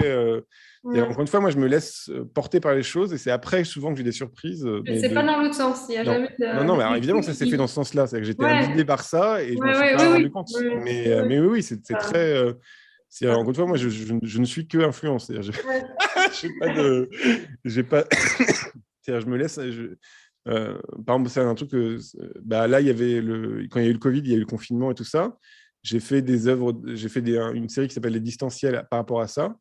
Mais j'ai exposé à Brugnau. J'étais étonné d'être le seul artiste de tout le salon à avoir fait un truc là-dessus. C'est-à-dire qu'on venait de passer un an cauchemardesque, et en fait, on a l'impression que ça n'avait pas eu d'influence. Moi, je suis tout de suite cassé. Hein, je suis désolé. Et pourtant, tu étais le premier à dire que nous, on vivait plutôt de la même manière. En fait, finalement, ça n'a pas changé grand-chose à ton quotidien. Oui, bien sûr, mais évidemment, j'étais le premier à dire ça 2 jours, puis après, moi, je les ramène 2 jours, puis après, voilà. Mais oui. Et l'autre truc de ce livre que je trouve merveilleux, c'est que quand il parle de peinture, il ne s'attaque pas à l'histoire de l'art, il ne parle pas de l'histoire de l'art, pas trop. Il ne parle pas d'autres philosophes, il parle surtout des artistes. C'est-à-dire, il parle de l'expérience des artistes. Et c'est une chose, je crois que j'en ai déjà parlé d'ailleurs avec Daniel Schlier la semaine dernière, mais c'est une chose que je trouve incroyable, c'est qu'il y a très peu de textes en fait où on parle de la fabrique, c'est-à-dire du fait que l'artiste, quand il fait son tableau, il ne connaît pas le résultat à la fin. Et là, c'est justement, il montre à quel point c'est important le moment de la fabrication, quoi. Voilà. Il parle vraiment de ce moment-là, donc il cite beaucoup d'artistes, il y a beaucoup d'écrits d'artistes qui sont, à mon avis, pas assez étudiés. Mais voilà, il prend les textes de Reynolds, de Friedrich, enfin, voilà, tout le monde a écrit un petit peu, et c'est quand même super intéressant de partir de cette chose, de ce moment-là, quoi, de ce moment germinatif, plus que du résultat, où le résultat, en fait, il y a aussi de la non-maîtrise. Oui, tout le monde le sait, quoi. On assume des choses, on n'est pas... on ne sait même pas trop. Voilà. Moi, quand j'arrive à la fin d'un tableau, je ne sais pas trop quoi en penser. C'est même ça qui est marrant. On ne sait plus regarder. Ouais, voilà. C'est hyper étrange, on n'arrive pas à regarder. C'est un objet un peu chargé, même d'affect, des choses comme ça. Puis après, moi l'affect de la souffrance ou du travail part complètement, j'ai complètement oublié. Et donc, d'un coup, ça devient un nouvel objet, quoi. Ouais. Moi, j'arrive pas du tout. Tu arrives à vraiment, quand tu arrives dans une exposition, à voir tes tableaux. Ah ouais, franchement, ouais. Ouais. Mais j'ai aucune mémoire, c'est pour ça. J'adorerais arriver à un moment dans une expo et voir mon travail. C'est étrange, ça. Non, et c'est même, je pense que c'est... Enfin, moi, je pense que je n'ai pas de talent on va dire, de rapidité ou de sentiment de touche ou de choses comme ça. Si j'ai un talent, c'est d'être très persévérant et d'aller jusqu'au bout des choses. Et je pense que j'ai ce talent-là parce que j'ai aucune mémoire de la souffrance. Donc, je me retrouve souvent... là, j'ai fait un tableau récemment où je me suis trouvé à me dire « Ah, mais oui, c'est vrai que c'est dur. » J'avais oublié. Il y a dans un truc être complètement innocent dans ma manière de me balancer dans le tableau, et c'est après que je me rends compte que c'est le bordel, quoi. Mais, voilà. Et justement, bon enchaînement, Oui. parce que la peinture contemporaine que tu aimes, alors là, c'est Jonathan Wateridge, un peintre britannique. Ouais. Enfin, il est d'origine, je crois que c'est l'Afrique du Sud. Ouais, ça. Et donc, la peinture, c'est Swim, une huile sur toile de 2019, 2,80 m par 2,25 m. Presque taille réelle. Pardon ? Presque taille réelle. Ouais. Et je regardais un petit peu son travail de manière plus globale. Et en fait, ça a beaucoup bougé entre les peintures les plus récentes comme celle-là. C'est un tableau plus ancien. Voilà. Ouais, et alors du coup, c'est intéressant parce que tu as choisi ce peintre, mais tu n'as pas montré les tableaux plus anciens où on est. D'ailleurs, j'ai lu des choses sur lui où il parle vraiment d'hyperréalisme. Ouais. Donc, il construisait, il faisait poser les gens et après, il passait un long moment à peindre avec le souci de chaque détail, etc. Par rapport à la photo, assez présent. Et là, dans la peinture qu'on voit, que je trouve vraiment très belle, on a quelque chose de très différent, quoi. On a un geste beaucoup plus... on sent qu'il y a beaucoup plus de rapidité, on sent qu'il y a une touche, que parfois il y a peu de matière aussi. Enfin, par exemple, les mains, c'est hyper beau parce qu'il y a la tête qui sort de l'eau, le corps immergé, on a juste des ersatz c'est plus des mains ni des pieds, mais en même temps, c'est hyper juste et ça marche très bien. Et je me demandais justement, quand tu parles de temps d'exécution, si parfois il n'y avait pas une tentation d'aller vers des choses comme ça, c'est-à-dire de délier le geste, d'un lâcher-prise en fait, d'un lâcher-prise, d'un geste plus ample et plus rapide. Surtout quand tu parles de souffrance, par exemple. Donc, ça m'intéresse. Oui, c'est pour ça que je l'ai mis aussi. Je suis d'accord avec toi. Non, parce que les choses bougent. Non, parce que, donc lui, il avait un protocole très, très fixe comme ça. Il faisait des décors, il avait les mêmes acteurs, il faisait un truc très cinématographique. Mais alors, ce qui était rigolo, c'est qu'il mettait vraiment du budget dans ses tableaux, quoi. C'est-à-dire qu'il refaisait un décor pour avoir des acteurs, pour avoir des lumières de cinéma et tout ça, pour avoir une image, pour pouvoir la peindre après, quoi. Voilà. Pour être honnête, je connaissais ces tableaux-là. Et comment ça évolue. Ouais. Et en fait, je me suis même demandé s'il y avait deux peintres qui homonymes tellement c'est. Non, et en fait, il garde ce système-là, c'est-à-dire qu'il a vraiment mis une piscine dans son atelier. Il a vraiment refait une piscine en dur. Hein. Ouais. C'est toujours des acteurs, c'est toujours rejoué et tout ça. Et par contre, il a changé sa touche au fur et à mesure. Alors, il y a eu une période ce tableau-là, je l'aime vraiment beaucoup, donc c'est pour ça que je l'ai mis, mais il y avait une période un peu plus bizarre où c'était à la fois super réaliste et des fois, et pas du tout d'autres fois, quoi. Enfin, dans le même tableau. Mais en tout cas, en gros, il sait peindre, quoi. Il sait tout faire, voilà. Moi, je ne sais pas peindre, mais lui, il sait tout faire. Il a la maîtrise des éléments et tout ça. Et d'un coup, il s'est libéré de ça. pour être justement dans un jeu presque enfantin où qu'est-ce que c'est que la matière de l'eau, qu'est-ce que c'est que la matière de l'eau avec de l'ombre, qu'est-ce que c'est que justement une main dans l'eau pour la faire vite et tout ça. Et il y a une efficacité que je trouve très très belle, d'autant plus belle que je pense que j'ai aucune occasion d'y aller moi-même. Donc voilà, c'est parce que je pense que c'est pas mon monde, mais par contre, ce que je trouve très beau, c'est qu'il arrive à garder cette civilisation tout en gardant ce petit truc de dépassement du réel, quoi. Il y a un truc où il est quand même dépassé par ce qu'il est en train de peindre. Oui, c'est assez beau. Ouais. J'avais un exemple comme ça à donner qui me plaît beaucoup, c'est Tom Cruise et le cinéma Marvel, quoi. Non, mais c'est-à-dire que le cinéma Marvel, c'est tout en 3D, tout reconstitué et tout ça. Et en fait, c'est très réussi, mais on n'a pas ce sentiment de réel. Quand Tom Cruise il prend vraiment la moto sans le casque sur une route, et on sait qu'il l'a vraiment fait. Non, mais on sait qu'il l'a vraiment fait. On ne sait pas pourquoi. Et d'un coup, c'est pour faire sentir cet écart où d'un coup, on sent que le réel est plus fort, quoi. C'est-à-dire que le réel, il y a encore plus de... En gros, on n'a pas d'accès à la réalité autant qu'on voudrait le croire, ou on n'a pas autant de capacité à le maîtriser que ça. Donc, par exemple, moi, je trouve ça dingue que la météo, on ne soit pas encore capable de donner on n'est toujours pas capable de donner le temps dans 2 jours. Hein. Donc, on se calme, on va se calmer. Mais en tout cas, ce truc-là, lui, il arrive à avoir cet ordre du monde, comme ça, cet ordre des apparences, où il arrive à le sentir très, très fort et le faire sentir d'autant plus fort, quoi. Et après, j'aime bien aussi le côté échelle 1, où en fait, c'est un mur de réalité, quoi. C'est-à-dire, il n'y a pas c'est-à-dire, on ne s'en rend peut-être pas compte dans l'image, mais c'est pas la tête est de la taille d'une échelle, la taille d'une tête, quoi. Oui. Et puis après, ce que j'aime beaucoup chez cet artiste, il n'y a pas beaucoup d'écrits ou d'interviews de lui et tout, donc il n'est pas généreux comme ça. Mais par contre, dans chaque tableau, même quand je suis déçu par un tableau, d'un coup, je me dis « Ah, mais c'est lui qui l'a fait, donc il y a un truc. » Et d'un coup, tu mets un peu de temps, et en fait, il y a toujours un truc intelligent dedans, quoi. C'est-à-dire que même quand j'y crois pas, et j'y crois après, quoi.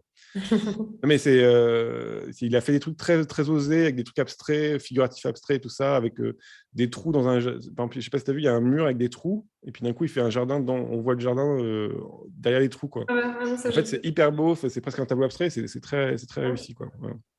Donc voilà, il est intelligent en peinture, donc moi, j'adore. Ok.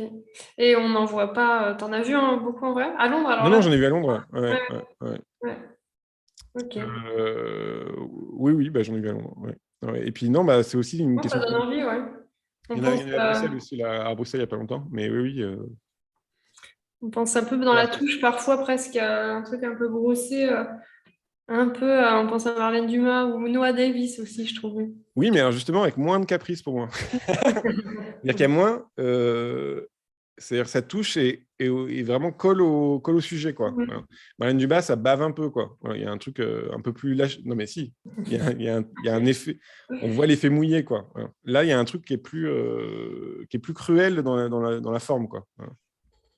Et tu sais que tu ne tireras pas vers ça. Non, mais je me dis que on ne peut pas finalement savoir l'évolution. Ça fait ta peinture dans 10 ans. Il y aurait... parce qu'on peut sentir...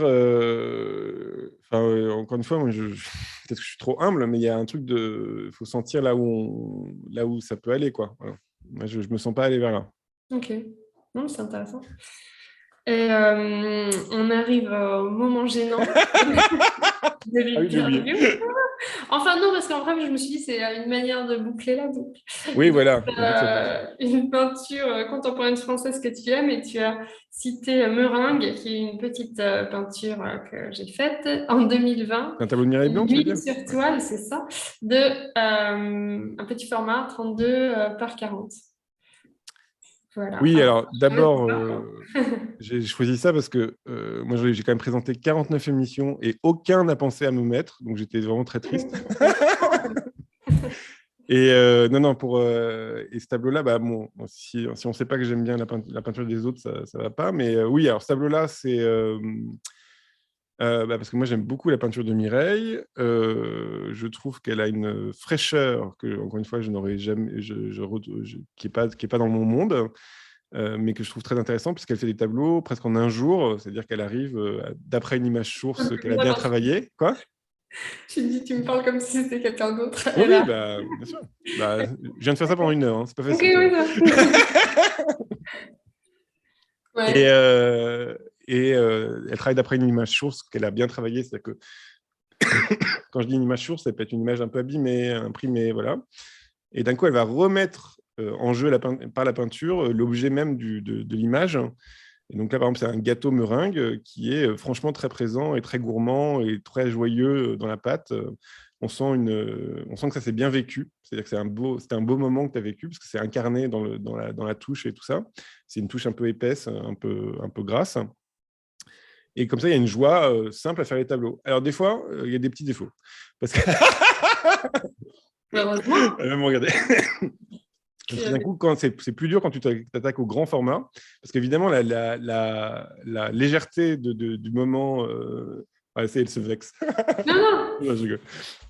Mais tu en as réussi des grands formats. Mais il y a eu un moment où c'était plus difficile d'arriver au grand format parce que... Oui, il fallait trouver évidemment, il faut trouver l'équilibre. Voilà, c'est un équilibre instable. Voilà. Et ce que je trouve aussi beau, c'est que c'est donc des sujets très quotidiens. Ça peut être des petits objets de la vie quotidienne, des objets aussi, on va dire, artisanaux, un peu de Lorraine et des choses comme ça. Et des fois, ils n'ont pas de forme, c'est-à-dire on ne sait pas trop à quoi ça ressemble, mais on reconnaît quand même que c'est un objet et il y a cette espèce de présence. Voilà. Et puis, quand tu parlais de la mort, je ne veux pas entendre parler, mais c'est vrai qu'il y a quand même toujours un peu la finitude dans tous ces objets, finalement. Ah bah de toute façon, oui, tu fiches des objets qui sont normalement qu'on jette à la poubelle, oui, bien sûr. Ah, non, mais le périssable. Non, mais la nature mange, pense. Ah oui, bien sûr, bien sûr. Ouais. Et puis voilà, il y a des couleurs. Alors, on est peint un peu en blanc, ce qui est un peu très intelligent en termes de communication, en tant que Mireille Blanc, mais il y a un truc comme ça, très gourmand, très, très joyeux. C'est plus le côté... Parce que j'aime bien, c'est qu'on est bien entre les tableaux, quoi. On est quoi? On est bien dans tes tableaux, c'est accueillant, on est bien, on sent bien. Peut-être, voilà. Et alors en plus, j'ai fait acheter ce tableau par une amie qui d'un coup est dans sa cuisine, et donc j'adore voir la vie autour. Voilà. Et je vous invite à aller voir l'émission Les Apparences où on en parle avec Mireille. Il y a exactement 1 an, puisque ça fait 1 an qu'on fait cette émission en continu. Voilà. Ouais. Bravo. Non, mais bravo, bravo à toi, à Nils aussi. Peut-être on peut demander à Nils, notre réalisateur, d'apparaître, un truc comme ça. Ouais. Bonjour. Voilà. C'est sympa. Et puis, Nils, ou pas? Je suis là. Ah, c'était trop tôt pour toi, Nils? Non, c'est bien, c'est bon. Allô? On est déjà très en retard, comme dirait Thomas. Ah, on est en retard? Très en retard. On est très, très en retard. Ah oui, on est en retard. On est très, très en retard. Si Nils pouvait nous faire plus que Apollonia Sokol ou apparaître. Ah, Nils apparaît. Je suis là. Je suis là. Et puis nous poser des questions. Oui, alors on a beaucoup de questions. Thomas, et puis des questions sur l'émission aussi. Oui. Voilà. Est-ce que tu as un programme de travail idéal? Il va jusqu'à quelle année? Ah, non, j'ai pas de travail. Ce que j'ai, c'est un atlas avec plein d'images, plein d'envies, et puis d'un coup, j'attends le bon moment, le kairos, pour que ça se cristallise. Donc, c'est par exemple là le tableau que j'ai derrière moi, j'avais fait les images en 2018, et mon kairos, c'est maintenant, parce que j'ai le temps de le faire vraiment longtemps. De prendre le temps de le faire. Mais par contre, de savoir exactement ce que je vais faire comme expo, des choses comme ça sur 10 ans, non, pas du tout. C'est plus... parce qu'encore une fois, ça c'est François Boiron qui disait ça, il faut se faire saliver pour les tableaux, donc il faut trouver le bon moment pour le faire. Et moi, ça joue beaucoup à l'affectif, à mes histoires d'amour, à mes tragédies, à quelqu'un qui est mort, à un Covid ou un attentat, un truc comme ça. Ça influence beaucoup ma manière de travailler et voilà. J'essaie de rester dans l'énergie d'être. C'est très, c'est vraiment très monacal comme travail, et ça fait garder un équilibre parce que dès que je travaille pas, ça devient n'importe quoi. Mais voilà, c'est plus que je sens les choses. Je regarde les choses à long terme. Encore une fois, je lance des pistes. Tout est mou, quoi. C'est comme un gros paquebot qui se déplace très très lentement. Il y a des choses aussi où le temps de décantation n'est pas le même. Par exemple, tu parlais du Covid où tu as fait toute cette série de portraits à distanciel. Mais pas vraiment, parce que par exemple, pas vrai, cette série de distanciels, j'y avais pensé au premier tour de confinement, et puis je l'ai fait au 3e. Donc, non, c'est... Ça met toujours du temps. C'est rarement rapide. C'est rarement rapide. Après, ce qui m'intéressait dans ces trucs aussi du confinement et de cette série des distanciels, c'était que j'avais peint les gens, où j'ai représenté les hommes avec la technologie. Et puis plus ça va, plus la technologie se rapprochait d'eux avec le l'iPhone. Au départ, on est à distance, puis après, l'iPhone, on est vraiment dedans, presque. Puis d'un coup, hop, ils avaient été mangés. C'était un retournement parce qu'ils étaient mangés par l'ordinateur, parce que c'était plus qu'une image d'écran, quoi. Voilà. Ils étaient rétro-éclairés par l'écran aussi. Donc d'un coup, c'était le moment où les hommes ont mangé l'ordinateur. Et c'est vrai que moi, j'attends. Alors, je ne devrais pas dire avec impatience parce que je pense que c'est une catastrophe, mais les trucs de métaverse là, de Google où on aura tous des lunettes, parce qu'évidemment, c'est un sujet qui continue l'histoire, quoi. Voilà. Une autre Ouais. question. Quel est le temps de... Je me suis freiné. Quel est le temps de une question très technique, hein. Quel est le temps de séchage entre 2 séances? Ou alors est-ce que c'est un travail dans le frais que tu peux faire aussi? Alors, en fait, le temps de séchage entre deux séances, c'est pas très compliqué puisque comme je fais par morceaux et que c'est souvent des grands tableaux, le temps de séchage, il a le temps de sécher vu que j'ai fait le temps que je fasse les autres morceaux. Voilà. Donc, généralement, je sais pas, j'attends au moins 2 semaines avant de toucher un autre morceau, au même morceau. Mais ça peut mettre. Enfin, voilà, j'ai pas de problème de temps de séchage trop, sauf à la fin, évidemment, où comme je suis toujours en retard, il y a un moment donné où ça bourrine trop vite. Mais voilà. Mais encore une fois, idéalement, je me mets dans des temps de séchage interminables, quoi. C'est-à-dire que j'aime de plus en plus faire un tableau, le laisser reposer, revenir 3 mois plus tard, enfin voilà, laisser traîner les choses. Ça, c'est aussi parce que j'arrive à le faire économiquement, mais c'est mais oui, j'aime bien que ça traîne, quoi. Et très techniquement, tu n'as pas parlé de médium, il y a cette Ah, le attention. côté technique, ouais. Ouais, ouais, non, mais il y a le fait que tu aimes ça et que tu fabriques aussi tes médiums. Alors, je fabrique. Ça, la technique de la peinture, c'était un truc que j'ai trouvé horrible au Beaux-Arts. Je ne comprends pas pourquoi on n'apprend pas de manière plus simple et sereine les choses techniques.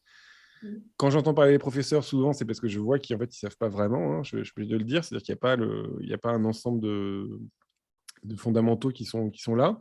Moi, j'avoue que j'ai appris la technique en lisant des livres, des grimoires magiques à la BNF, hein, vraiment. C'est-à-dire en allant chercher les choses pointues sur comment on peint Rubens, comment on peint Rembrandt et tout ça, et pas Xavier de Langlais, quoi, des trucs plus profonds. Et puis après, oui, je fabrique mes médiums et mon émulsion. Donc l'émulsion, c'est comme une mayonnaise, et le médium, c'est... ça, j'en parlais dans la conférence au Collège de France. Mais oui, et en gros, je fais une couche d'émulsion, puis après une couche de médium, une couche d'émulsion, une couche, enfin, gras sur maigre, voilà. Et ce qui fait que ça peut être à l'infini, mais c'est un peu la technique de... Alors, toute proportion gardée, évidemment, parce que je ne fais pas du tout la même chose, mais de Rembrandt ou de Rubens, c'est-à-dire qu'ils font des choses comme ça. Et c'est ce qui fait aussi que j'ai une matière qui est plutôt fine, malgré des couleurs assez intenses. Voilà. Parce qu'en fait, le médium et l'émulsion enrichissent beaucoup la matière de la peinture. Et pareil, ça sur les couleurs, c'est un truc qu'on m'a reproché beaucoup à un moment donné, peut-être moins maintenant, mais si quand même. Ah si, en plus on m'a reproché récemment. Il y a beaucoup de gens, là, je vais parler de ça, parce qu'il y a un critique de Libération qui disait que mes peintures étaient froides et sans couleur, décolorées. Et je trouvais ça marrant parce que c'est un... Encore une fois, moi, j'ai pas une esthétique, je sais pas, criarde. Moi, j'aime beaucoup Ida Turcic et Wilfried Mill, mais c'est pas du tout mon style, quoi. Et donc, moi, j'aime bien ce qui est gris, marronasse, un peu réel, quoi, un peu atténué. Et je trouve ça drôle de sa part de sensibilité de dire que d'un coup, tout était... c'est comme s'il disait qu'il n'aimait pas le réel, quoi. Quoi ? Non, les couleurs sourdes, oui. Voilà, des couleurs un peu atténuées, des gris colorés, des choses comme ça. Voilà, moi, encore une fois, là, ça dépend des tableaux, mais là, toi, les verts, ils sont verts, quoi. Mais il y a un truc atténué, quoi. Voilà. C'est pas pop plastique. Non, voilà. c'est pas sûr. Et voilà, ça m'amuse beaucoup parce que c'est souvent ce que disent les gens de la peinture, ça a souvent aussi, encore une fois, en lien avec leur rapport à la réalité. Donc, si je voulais un exemple de ça qui me fascine, c'est la Joconde comme un lieu de recherche intellectuelle incroyable et tout ça, alors qu'à la fin, c'est une fille qui sourit. Donc, on peut faire plein de livres dans tous les sens. Le vrai mystère, c'est que c'est une fille qui sourit. Et on peut aller plus loin que ça, je ne vois pas. C'est qu'on ne veut pas... Voilà. Bon. Une autre question. On insiste sur cette question-là. Quelle est ta marque de pinceau préférée ? Oula. Ça, c'est les secrets de l'atelier, peut-être. Non. Bon, non. Alors, j'ai fait un casting de pinceaux quand j'étais à la Villa Médicis, parce que j'avais un peu d'argent et du temps. Et donc, j'ai acheté des pinceaux de partout dans le monde. Et je n'ai même pas sponsorisé. Alors, je ne devrais pas le dire, mais bon. J'ai découvert des pinceaux que j'ai adorés, qui s'appellent les Rosemary Brush. C'est en Angleterre, voilà, c'est sur un site. Et c'est un délice total. Voilà, je peux pas dire le contraire. C'est quoi comme poil ? Comment ? C'est Il des y a squats. tout, il y a tout, mais ils sont Ah, d'accord. c'est un délice complet. Voilà. Donc moi, j'avais toujours des problèmes de pinceau, ils perdent leur poids, nanana, ils sont mous, enfin voilà. Et là, mais alors peut-être c'est pour moi, hein, mais pour moi, c'est une Rolls-Royce. Voilà. Ça coûte un peu cher, il faut se le faire livrer. Depuis qu'il y a le Brexit, alors ça c'est drôle aussi, parce que d'un coup, il y a des trucs politiques, mais depuis qu'il y a le Brexit, ça coûte plus cher parce qu'il y a les taxes en plus et tout ça, mais c'est un bonheur total. Nils le sait. Hein, Nils. Oui, oui, complètement, je confirme. Je vous ai mis le lien dans le chat si vous voulez. Je lui en ai offert. Ah bah non. Ça Ah bah va, si, tu donnes le secret. on fait un sponsoring. Là. On va penser au sponsoring. De quelle manière avez-vous le sentiment que l'inscription de votre peinture sur le temps long informe les peintures prises individuellement? C'est-à-dire l'impact de la durée de ta production sur une seule toile elle-même. Bah, je sais pas. Euh, Non, mais j'essaie quand même de réussir les toiles les unes après les autres, quoi. Après, je suis obligé de le dire que c'est presque des échecs. Enfin, moi, je le vis comme un échec continuel, puisque ce qui est rigolo et vraiment joyeux, c'est d'arriver à faire des tableaux qui détruisent les précédents et donc de vraiment essayer de. Enfin, voilà, c'est un truc qui me plaît beaucoup d'essayer de challenger Raté encore, raté. Voilà, essayer encore, rater encore, rater. Ouais, voilà.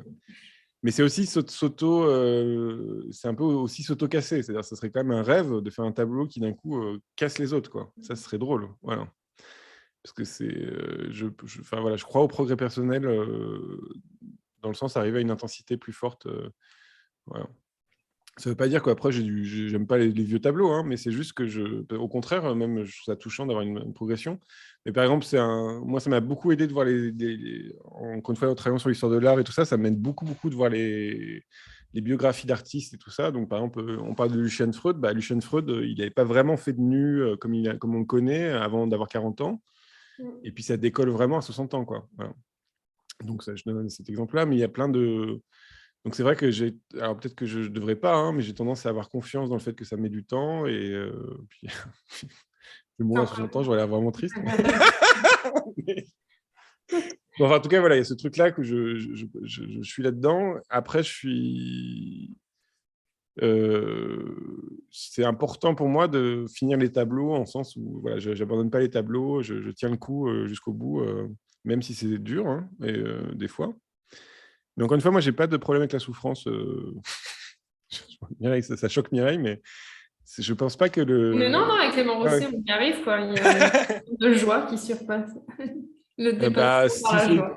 Par exemple, j'ai pas de problème avec les trucs cons. C'est-à-dire, j'aime bien peindre des fois des trucs cons. Enfin, que ça soit un peu con de les peindre. Et j'aime bien par exemple, là, je pense à la barrière avec les fleurs maticiennes. Là, je trouve ça marrant de les peindre un peu bêtement, quoi. Voilà, devant. Voilà, c'était un peu con. Mais enfin, voilà, j'aime bien ces temps aussi. Laver les pinceaux, j'aime bien. Enfin, voilà. Je trouve que c'est important d'avoir des temps où on n'est pas que intelligent ou fort ou puissant. Voilà. Ça fait partie du plaisir de faire des choses bêtes aussi Oui. et pratiques. Une autre question ou... Une dernière. Ouais. Tu en es où Quand Nils dit peut-être une dernière, c'est qu'il n'y en a plus. Si, il en reste. On en a beaucoup là. On en a beaucoup, Ah, t'inquiète. Bah alors Bon, allons-y alors. Tu te situes où, du coup, par rapport aux impressionnistes? C'était en rapport avec le dernier artiste que tu as pu présenter. L'avant-dernier artiste que tu as présenté. Les impressionnistes, bah, par exemple, justement, euh, bah, alors moi, encore une fois, c'est un peu large comme question. Non, mais c'est intéressant de se dire qu'il y a eu tellement de mouvements par rapport à la représentation du réel au XXe siècle, par rapport à 300 ans, 400 ans, qui bougeaient, mais pas autant, quoi. C'est-à-dire que là, d'un coup, ça allait dans tous les sens au XXe siècle. Et je trouve ça intéressant de se dire que c'est au même moment que dans la pensée humaine, c'était très, très, très idéologique dans tous les sens aussi. C'est-à-dire qu'on avait et assez violent quand même. C'est pas le siècle le plus doux du monde, quoi. Donc voilà, je dirais que c'est un moment où peut-être on s'est un peu détourné de la réalité ou du monde des apparences pour faire inventer d'autres choses, des choses plus mentales, des choses plus intellectuelles et tout ça. Et je pense par contre qu'il y a une contre-histoire de cette histoire-là, puisque moi je m'intéresse beaucoup à des artistes comme, je sais pas, par exemple Sorolla, Sargent, Anderson, qui vivaient au même moment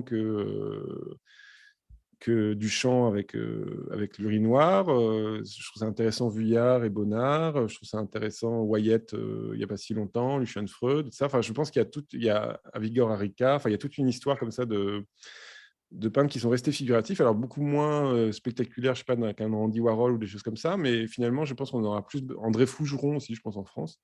Je pense que, par exemple, ça, c'est un truc qui me tonne, c'est à la Tate en Angleterre, il y a Fougeron exposé, il y a 3 tableaux de Fougeron, et c'est le seul peintre français qui est exposé, quoi. Voilà. Alors, personne ne connaît ici, hein, mais c'est un peintre communiste qui parlait du capitalisme et de la guerre en Algérie. Et puis d'un coup, il y a des tableaux qui ont une certaine valeur aujourd'hui. Ouais, je suis intéressé par ce genre d'artistes, notamment Rosa Bonheur, par exemple, qui est une artiste qui était très classique et tout ça dans son traitement, mais dans ses sujets, touchée à des choses qui sont aujourd'hui hyper sensibles, le rapport aux animaux. Voilà. Ah, il y a ton chien qui... Il y a Brony qui aboie. On a marre. Je peux rien faire. Bon, Nils ? Peut-on dire qu'en peignant, l'artiste participe du jeu de la matière qui rêve ? Ah oui, ça c'est justement, c'est le truc de... Quand je parle de matière qui rêve, c'est-à-dire que c'est une matière qui joue à être autre chose, quoi. Et donc, comme... moi, je vois les choses comme ça, c'est-à-dire d'arriver à justement faire décoller la matière par rapport à la boue qu'on a au départ. Donc oui, c'est ça le travail de l'artiste, ouais. Mais alors, par exemple, quand on parle de créateur, c'est un truc que je ne comprends pas, parce qu'on crée rien, on manipule et on transforme les choses, voilà. Mais, bon, peut-être on arrête, hein, je sais pas. Une petite dernière ? Ouais, il est tard, en fait, c'est vrai. Et, il y a donc une fonction pragmatique. Peut-être sur l'émission, il n'y a pas de questions. Non, hélas, non. Il y a beaucoup de okay. questions sur ta pratique, mais pas sur la mission. D'ailleurs, Nils, t'es pas chez toi, là, en fait ? Si. Si. T'es chez toi ? Oui. Ah oui, c'est un tableau. C'est un tableau. J'ai fait comme toi, quoi. J'ai mis une toile derrière. Est-ce que tu continues la copie pour avancer ? Alors, c'est François Boiron qui m'a... Je suis allé le voir en Normandie. Il fait des copies de dessins. Il fait des dessins de tableaux comme ça tous les jours dans ses carnets. Et ouais, ça m'a donné envie. Oui, des fois. Ouais, voilà. Mais pas... La copie en peinture, non, parce que c'est trop long et j'ai pas beaucoup de temps. Vous avez vu tout ce que je fais là, je peux pas tout faire. Hein, voilà. Bon, Mireille, t'as une question ? Une question pour Mireille ? Allô ? Oui. Là, Mireille ? Ah, okay. Oui. C'est un petit peu bugué. Ah, ok, pardon. Ouais. Bon, on finit là, non, Nils ? Bah oui, ça me paraît pas mal. Okay. Alors, sur l'émission, un petit effet d'annonce, qu'est-ce qui va se passer C'est quoi la suite ? C'est quoi la suite ? C'est quoi les donc là, c'est fini. Vous avez compris que Nils, d'ailleurs, je tiens à remercier beaucoup Nils, notre réalisateur, puisqu'il a quand même gratuitement sacrifié 50 dimanches. On a fait 50 émissions ensemble depuis le début. On a commencé avec Mireille il y a 1 an. On s'est un petit peu amélioré. Hein. Si vous regardez au fil des émissions... non, mais c'est vrai. En visuel et tout ça, en termes de visuel, et tout ça, on s'est un petit peu amélioré. C'était vraiment un grand plaisir à faire ça avec toi, Nils. Donc, merci beaucoup. Je ne sais pas si tu m'entends. Plaisir partagé. Voilà, c'était vraiment super. Là, on va faire une petite pause, je ne vous cache pas, parce que voilà. Par contre, évidemment, comme j'ai dit qu'on faisait une petite pause, j'ai eu plein d'idées nouvelles en plus et plein d'envies. Donc, il y aura des nouveautés. Il y aura vraiment des nouveautés. Il y aura vraiment des trucs rigolos.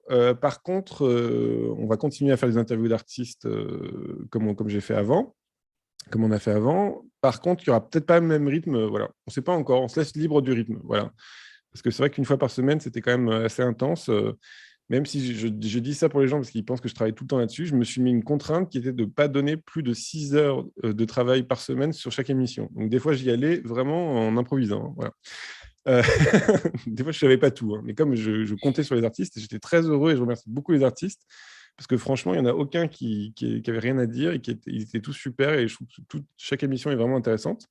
Donc, c'est vrai que si vous voulez être sympa, même si déjà vous êtes sympa parce que vous êtes tenu jusqu'au bout de cette émission complètement trop longue. Ça fait 1h45. Mais si vous voulez être sympa, n'hésitez pas à partager, à envoyer ça à des amis, à machin, à truc, parce que c'est vrai que c'est pas des émissions faites pour être d'actualité, mais pour être partagées au fur et à mesure. Et puis ça fait vivre un peu tout le monde, voilà, c'est sympa pour tout le monde que les choses soient partagées. Je dois dire que je ne peux plus faire un vernissage sans que les gens m'en parlent. Donc d'un coup, les gens ils me parleront plus jamais de mon travail. Bon, c'est pas grave, c'est comme ça. Mais par contre, c'est sympa pour les autres aussi que vous embêtez les autres artistes à leur parler de ces vidéos. Voilà. Bon, merci beaucoup, Mireille, en tout cas, d'avoir fait la présentation. Merci. Et peut-être qu'on va te retrouver. Hein. N'ose pas le dire. Merci beaucoup, Nils. Un plaisir. Et puis, et puis, bonne soirée à tous. Et puis, vous pourrez retrouver la vidéo après sur YouTube. Merci beaucoup. Bonne soirée, merci. Au revoir.